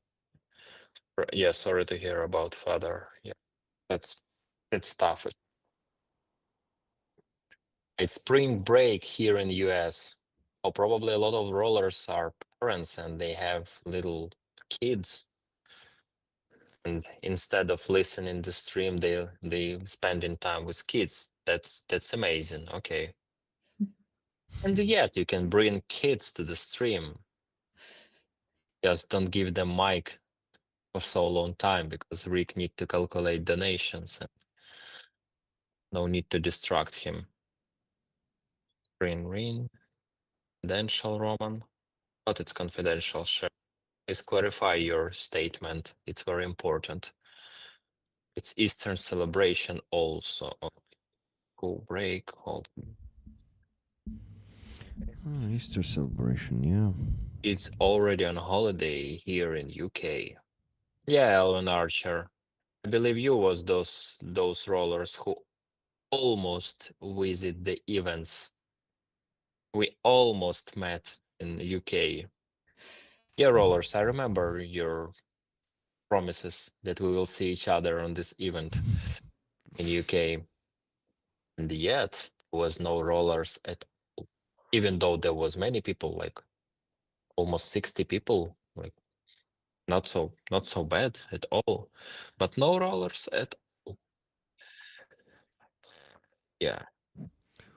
Guys, I'm showing the donations on the screen. $500 to Anton Krystopin at 1 a.m. and at 1:02 I sent $200 to Hostomel Shelter.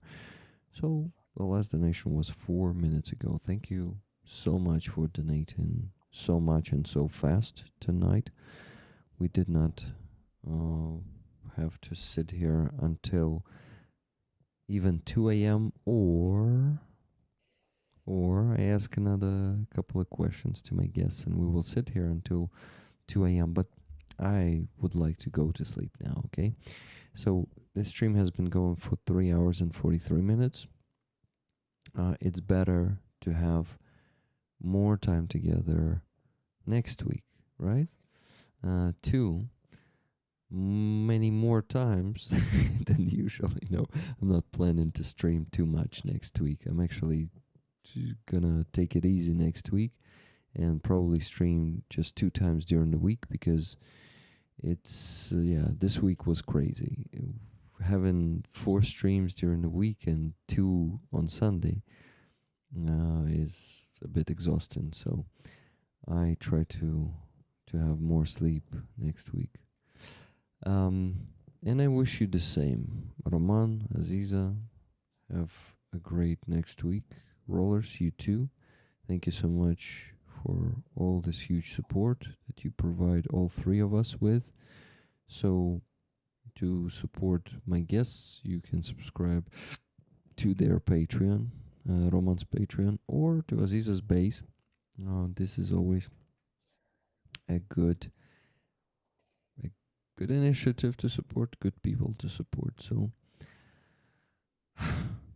guys, if you're ready to sleep, let's go to sleep. If you want to talk about maybe raise some serious topic right now, maybe some geopolitical topic, then say it now or remain silent forever.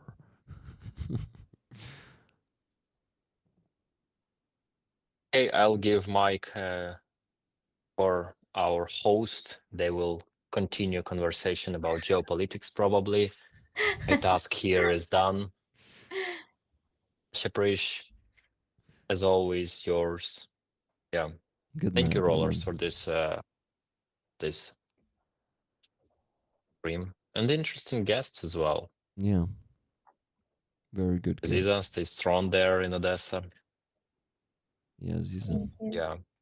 he's doing. Rick, Roman, thank you very much for inviting me to this stream. I know you enjoyed it. I'm sure. Indeed. Okay, good Okay, night, have a Roman. quiet night, guys. Yep, good night. Good night. Aziza, good night. Thank you so much for being Good here today. night. Thank you so much for inviting me too and for being so powerful, for supporting Ukraine and Ukrainian army. I'm always proud of you and proud of your great Thank you. week with a lot of streamings, especially with my stream, Yeah, like oh, that together. was. It was one of the most powerful, amazing day. Mm. In general, And the in stream amazing stream too. For and me, the it's like stream we had with Gabriel the day before was pretty cool too. yeah, and for me, it was like I told Gabriel it was like fairy tale, like something. I just think about this, and it's just something impossible. I don't know why it was very great. Thank you so much for being in this world. Take care of yourself, Rick. Please sleep more next week. Yeah, Dobre. I добре. will do. Yeah, Thank you. and hope we will see each other soon. Same, Aziza. You have. Alex, come to Ukraine, and we will have this good time together too. Yep. Guys, thank you so much for all this huge support. What a great week.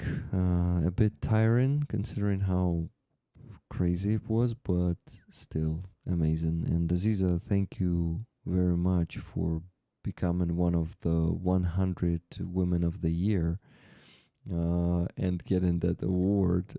It was really cool experience to be there with you on Yeah, Tuesday.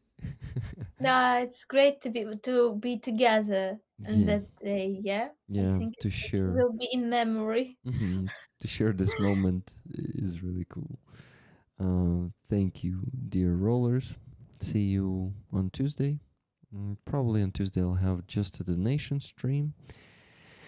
But I think I may finally start the walk-in streams on on the next week.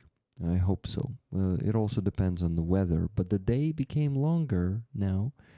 Um, we switched to summertime tonight, so we will I will be able to stream from the street now easier at the same time that I did it from the coffee shop. Okay, my friends, it's a too long of a goodbye now already. You live long, prosper, and donate, and the sun will rise over the free Donbass and Crimea. Слава Україні. Героям слава. Героям слава. Bye. Good Bye night. bye. See you. Take See care. you. Good night. Take care.